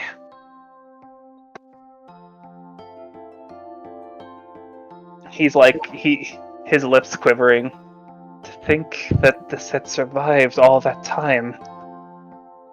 It's like a snapshot to that point in time, and our lives were so much more calm. Yes, if you will excuse me, I have some things I need to think over for a moment. And he takes the file that was that Viviana set on the seat beside her, Yeah, of and course. he walks upstairs.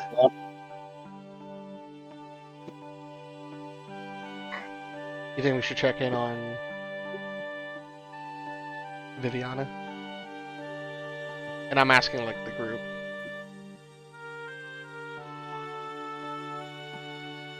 You can if you want to. Huh? I mean, feels like the right thing to do. Well, I she was also going said she to wanted to be suggest- here alone too. What were you Yeah, saying? I was gonna say I would, but probably not as a group.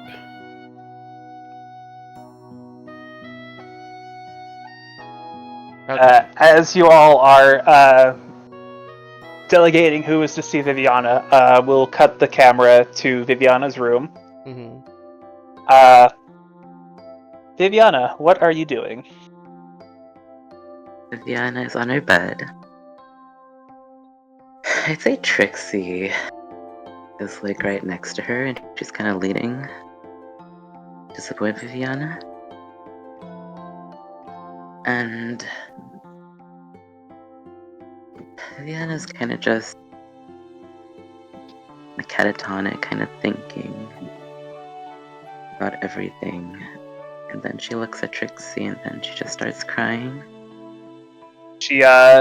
Trixie takes her hand and rubs it on your back, consoling you. That name, my lady, that is my namesake, isn't it? Yeah. That's where the Bellatrix came from. What was she like? You know, I was so young back then, it's hard to even view it from an adult perspective, but she was just the most wonderful person ever. I mean, I'm sure you've heard Dad say that she was very excitable, kind of like me. She always wanted to know everything. She loved traveling and going to different places and learning. Learning was her absolute favorite thing in the world.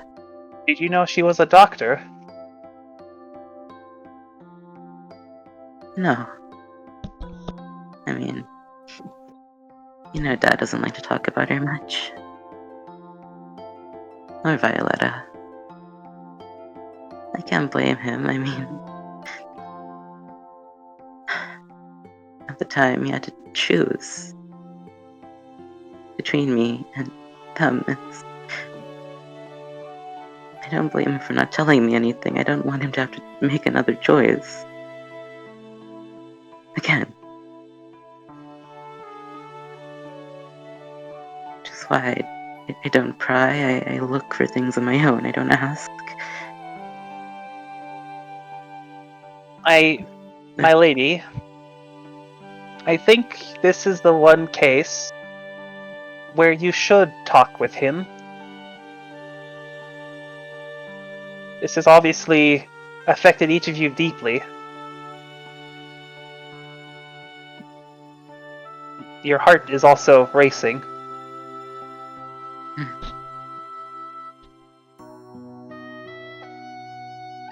I think you're right, Trixie. Okay.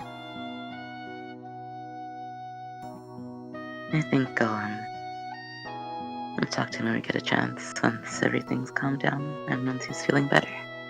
Chris, I shall go get us some tea. And she, stiffly and very quickly walks to the door. Who was the first that wanted to visit Viviana? I can go. Tala, as you stand at the doorway, contemplating how to... I probably would have heard a little bit more through the wall than probably some of the others. Right. It's a little muffled, but you pick up on, I should talk with him at some point. And then Trixie's going, yes, I should go make us some tea so we can calm down. And then quick robotic steps approach the door. She opens... Open the door as she's opening the door. Oh. Oh, hello. You're Tala now, yes? Yes. She, looks you up and down. I am Tala outside the suit. In the Right. armor, it is Lycan. Your readings are very similar to when you were in the armor, though.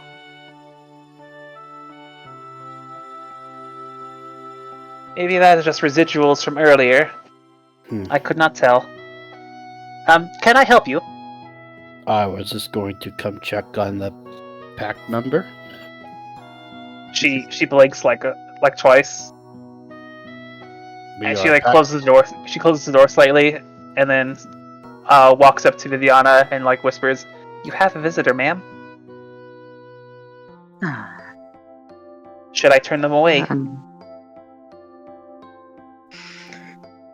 No, you can let them in, I think.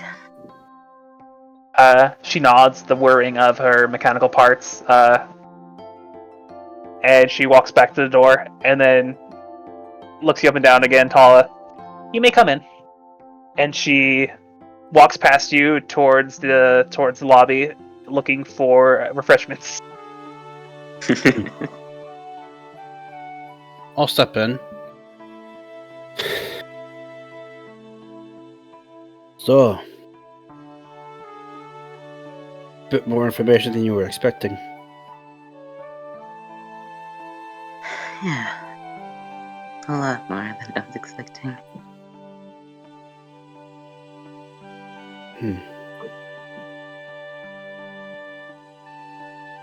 I won't pry for details, but well, I heard big noise. I won't pry for details, but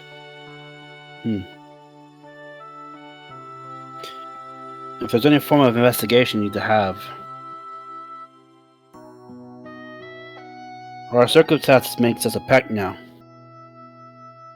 so we should act accordingly. Alright.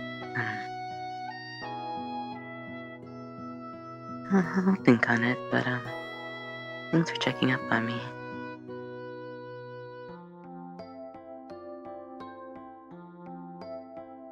You hear a whir and a crash from the hallway as the sound of various cups and liquids hit the floor. Should we go check on your companion? I think she'll be fine. Beatrix enters the door, the frame, absolutely soaked with tea and other beverages. She still has the tray that they were carried on, just held out in front of her. She blinks a few times. "I do not like this Ricky person." What did he do? He ran past me and knocked all of our refreshments off of this tray and onto my body. Your chassis is waterproof, surprisingly. That was good If to it know. wasn't, I would have short-circuited a long time ago. I still cannot swim. I do not float.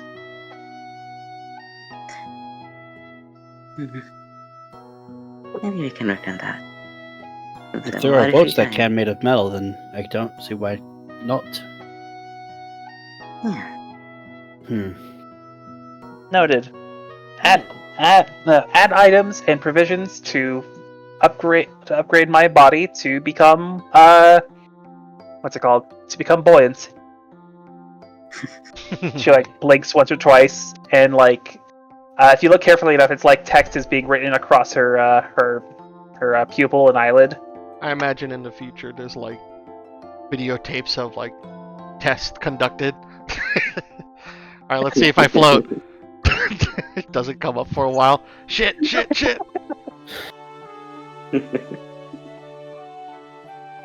Well, I think it might be a bit stressful for you today then, with the chaos and revelations all in one afternoon. Yeah. You know, I didn't think I'd ever feel tired in my life, but here I am. It's a weird feeling. I really like it. Trixie very quickly zooms up to you and is just staring at you. She extends a finger and out pops a small needle. She pokes it into your forearm. Drugs. And then looks at it, and then more text scrolls across her eyes. My lady, your blood sugar is low. You need food. The exhaustion would possibly affect her. You do not strike me as the type that goes out for active activities. No. No.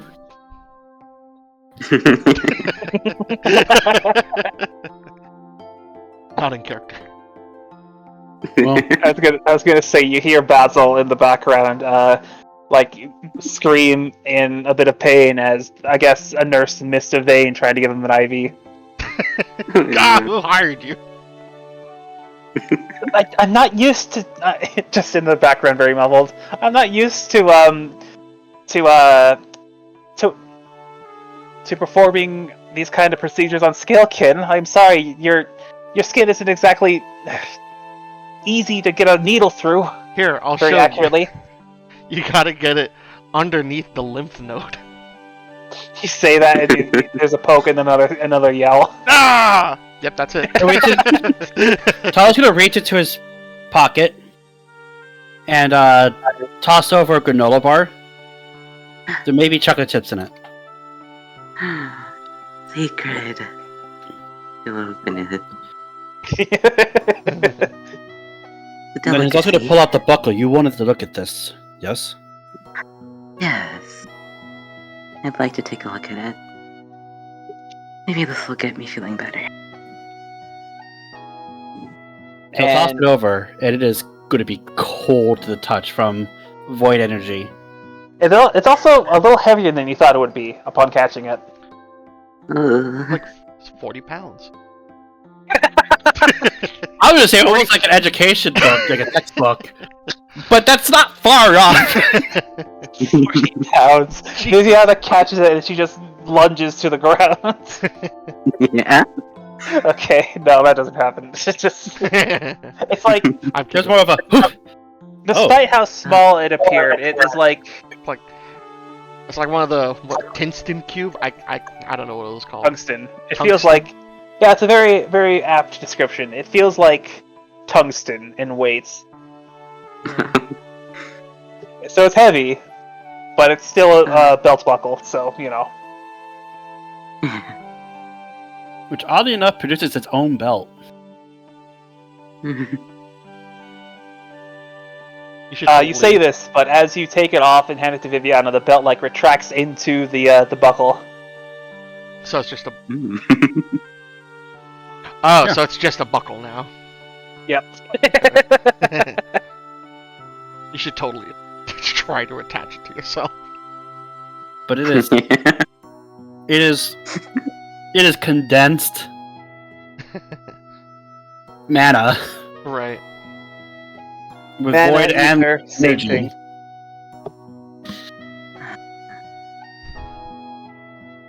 This is exciting. It'll begin to go over and take out her research stuff. She pulls out her notepad. Curious thing is the fact that it seems to be the only one that has 2 ether attunements. Right. I wonder if it has anything to do with the legend.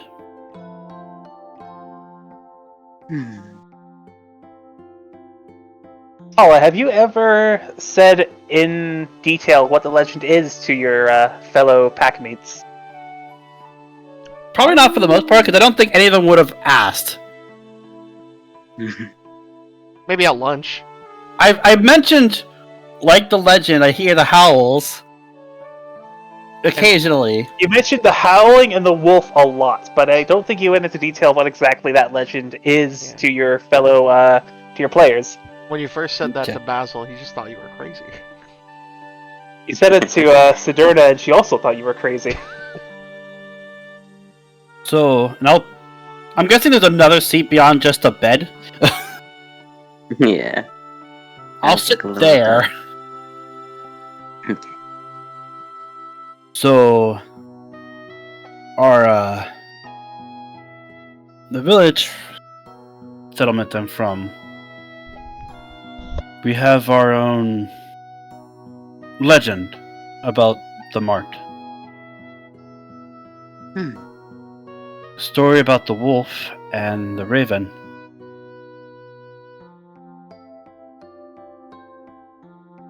Like us, they too became marked. They became marked, the wolf and raven. They were a wife and husband.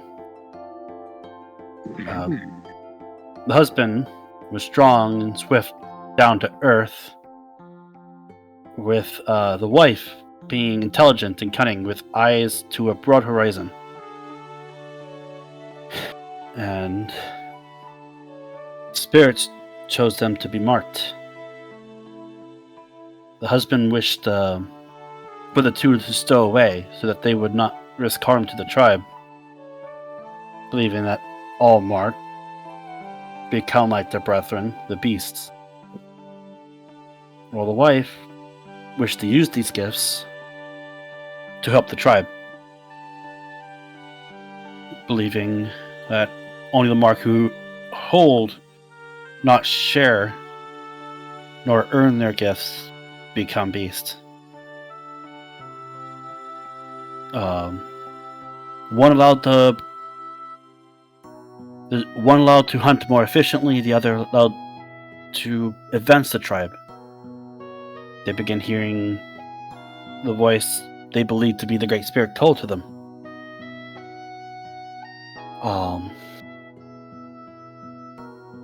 At one point, the more the husband hunted, hid in shadows, and used his gifts, the more he would become a wolf. A man wolf.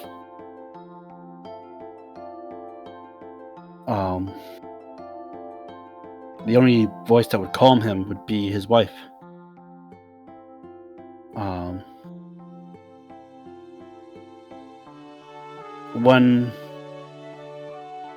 One night, however, a formidable nation would come and threaten the tribe.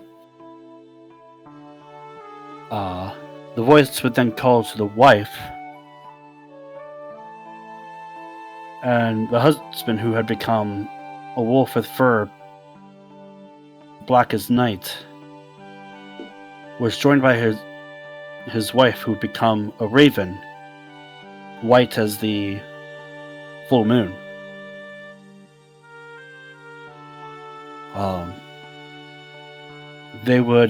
She would lead her husband into the dark, and when the sun would rise the next morning, they were both gone, as was the impending nation wishing to invade their home. And it said that any of the descendants would receive spiritual guidance from both the wolf on a night sky or a moonlit raven.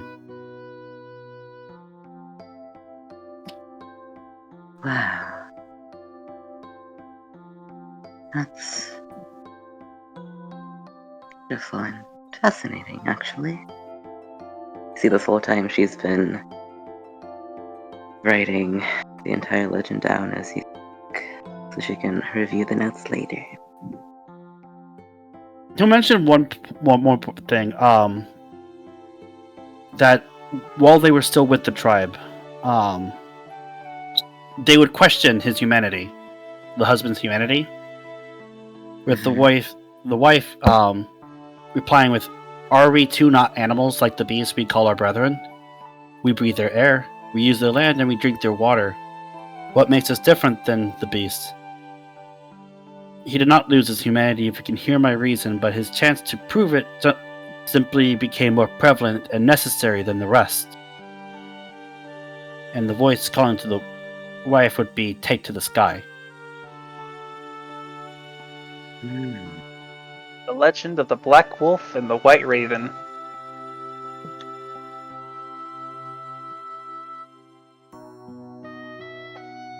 And this story had been passed down for a long time from your tribe and your family. I first heard this story from my grandfather.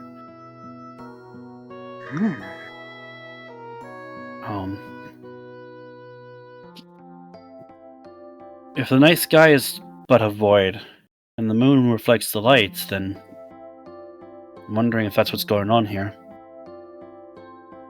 Right, light and void.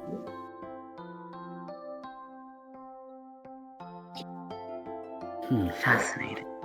Don't hear the raven yet, so we're not sure what that means. And with that, it's around that time. So let's stop that here for now. Okay. And let's get down to assigning bonus experience. Alright. Last time, let's see, MVP went to both Twinkleite and Viviana, while Embodiment went to Spectre. Some good candidates for MVP and Embodiment.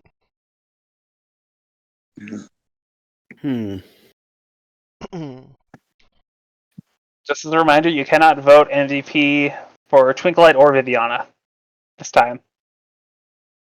Yeah. Okay. Okay. Where are you?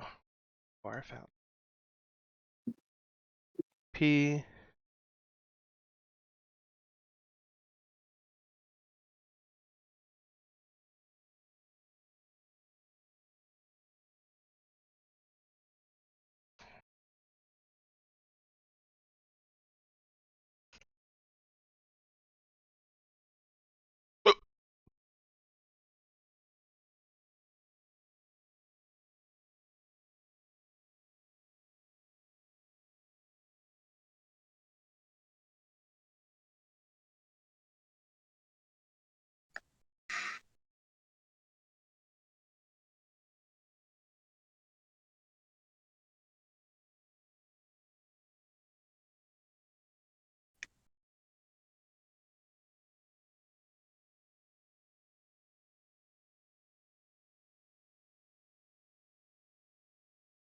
All right. There we go. I was still typing out my own explanations. I'll do it too. Let's see.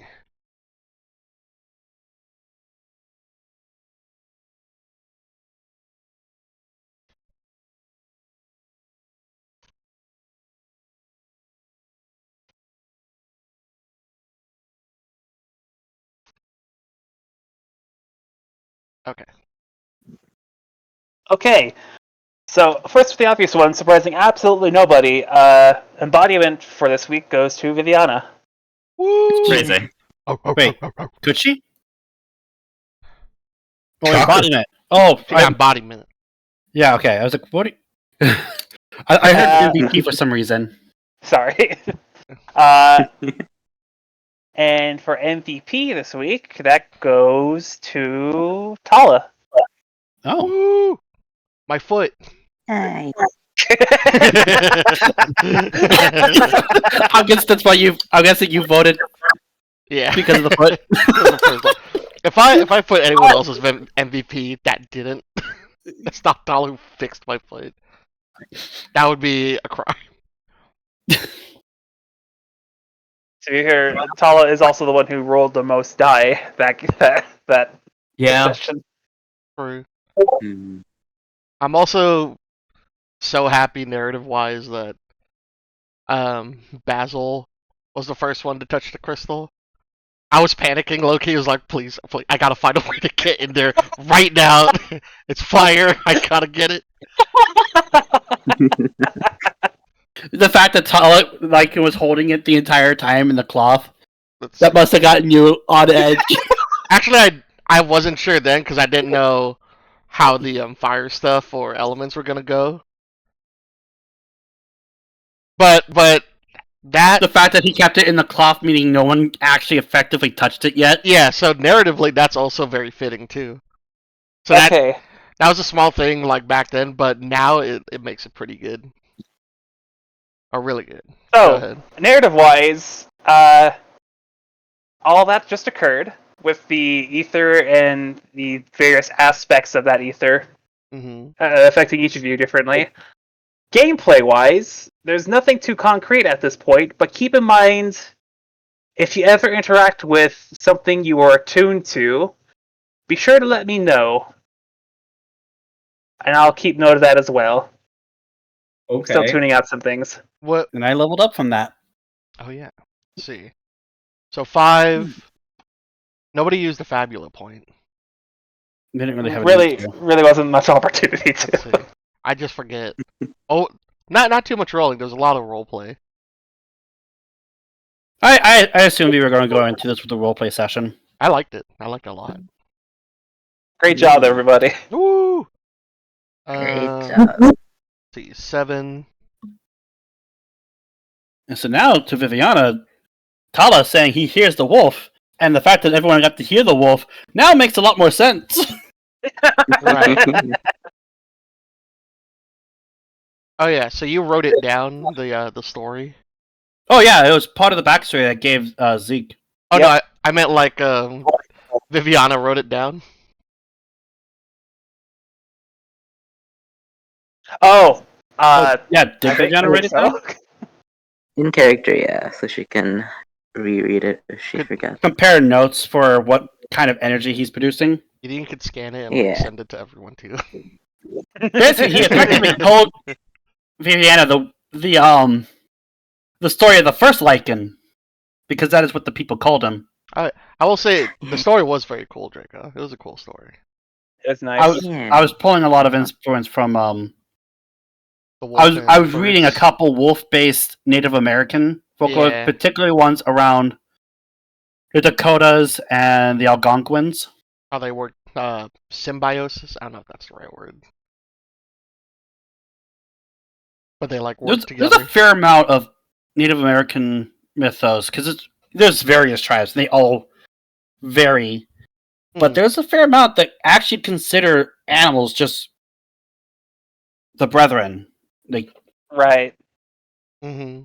the dog you have is your brother. It's not your pet. It's your brother. It's not an animal. It's your brother. I gotta find Which one. is why there's a lot of reverence towards eating the animal Oh. and taking in its spirit, Oh. Let's see. which is also part of the influence. What happened with some of the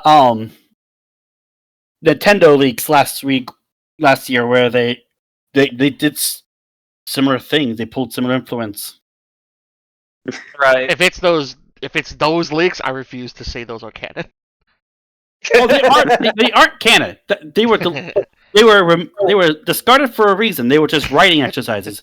Yep. But they took influences from real world mythologies Mm.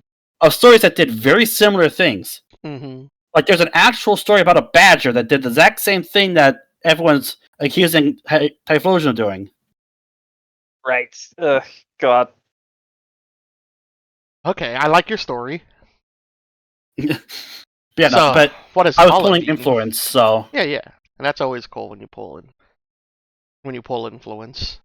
And I wanted to actually put like a mythological reason behind the power, so beyond just I got it from the big bad guy. No, there's like a twist of like, yeah. That's a very interesting point. This if the legend is to be taken at face value, this sort of power has existed since before you guys had ever existed. before grandfathers would be conceived. Yeah. Yep. Like this is very early tribe, like before technology. And it is also something I can work with quite nicely for the future. I did not even know how you were gonna mark us. Alright, everyone keep a keen So there was an eye. accidental coincidence there with the fact that the spirits chose them as marked. It wasn't. It's less so the spirits chose. You kind of got marked by this weird alien machine that was in that. But legends say one thing when it could have been something else. I'm saying, coincidentally, some entity chose them to be marked. I could see that the entity, your entity, like guided you to that area because of what was to happen. Well, yeah, because they oppose the entities we oppose. They aren't natural, and the wolf and raven are still spirit. They're spirits of the world, basically minor deities. Everyone keep an eye Yeah, out more or for less. any ravens we see in the future. So yeah, you guys now have a roadmap to work out on. We do. You have 4 areas to choose from, but I'm going to say you should probably go to the Earth Gaia. Earth Ether Earth guy. feels more pressing just because there's a lot more lives at risk, And we're right there too. and that's where I was gonna go. And it kind of looks like we're planning for water second. Let's see. Because that's the second closest, Aquia. Well, Second closest, I mean. I don't know if that's what I said.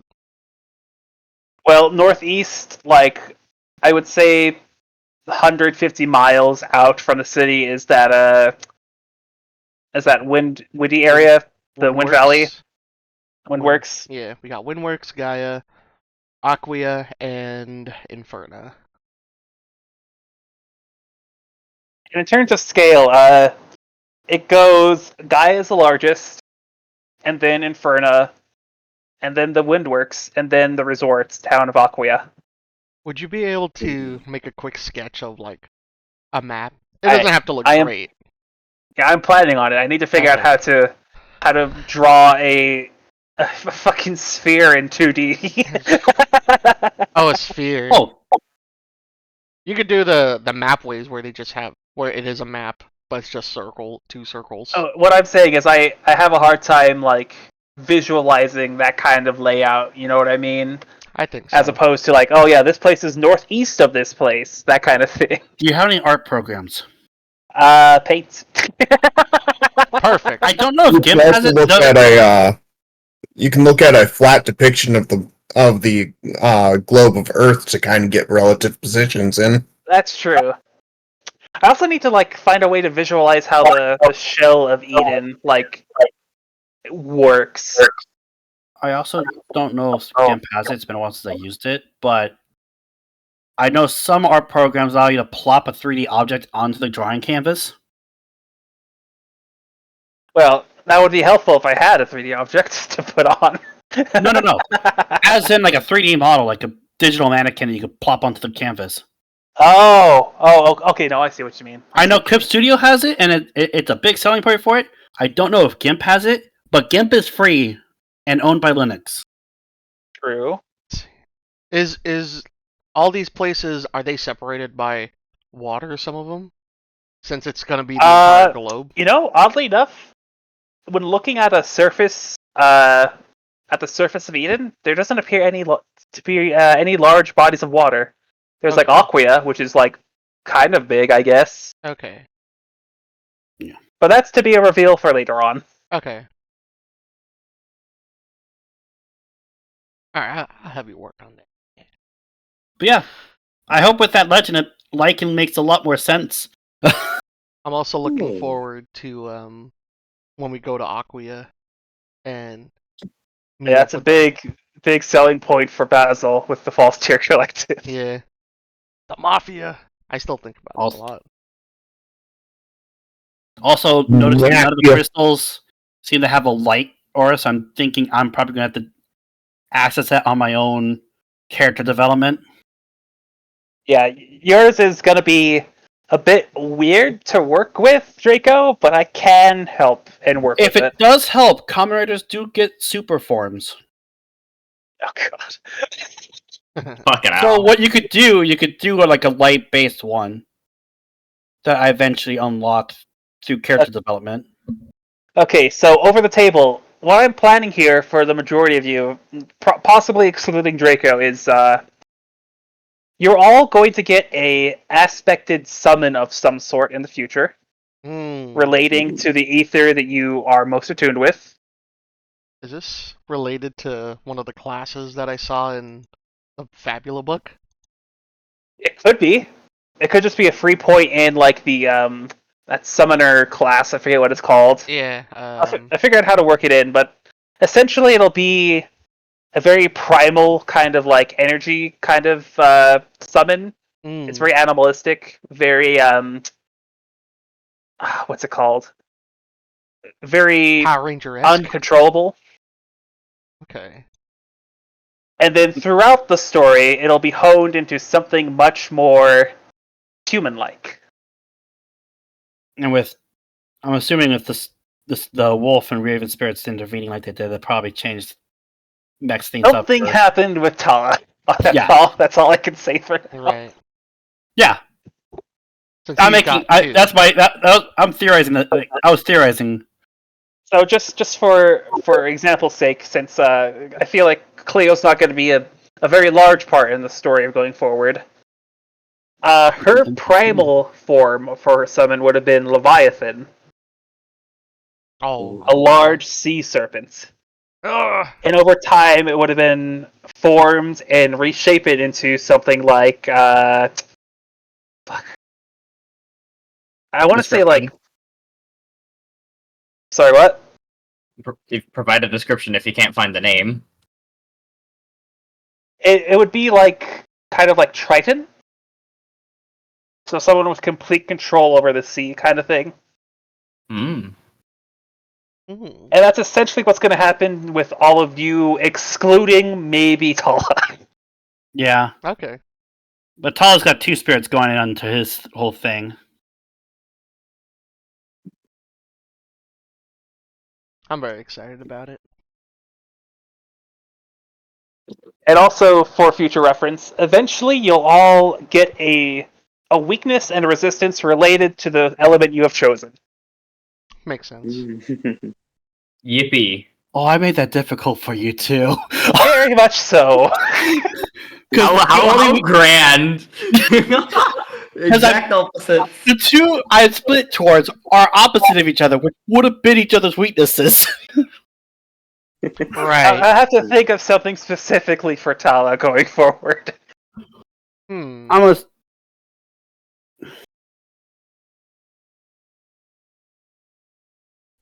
Well, anyways, great job, everybody. I'll see y'all next week. I gotta work on some things. Sounds good. Yeah, I complicated a whole lot. Still very fun. Really like this campaign a lot. Bye-bye, Thank you. That everyone. means You all take that means care. so much. Y'all have a good one. Yeah, no, it is very fun. It is. I hope you enjoyed the video essay I sent you, by the way.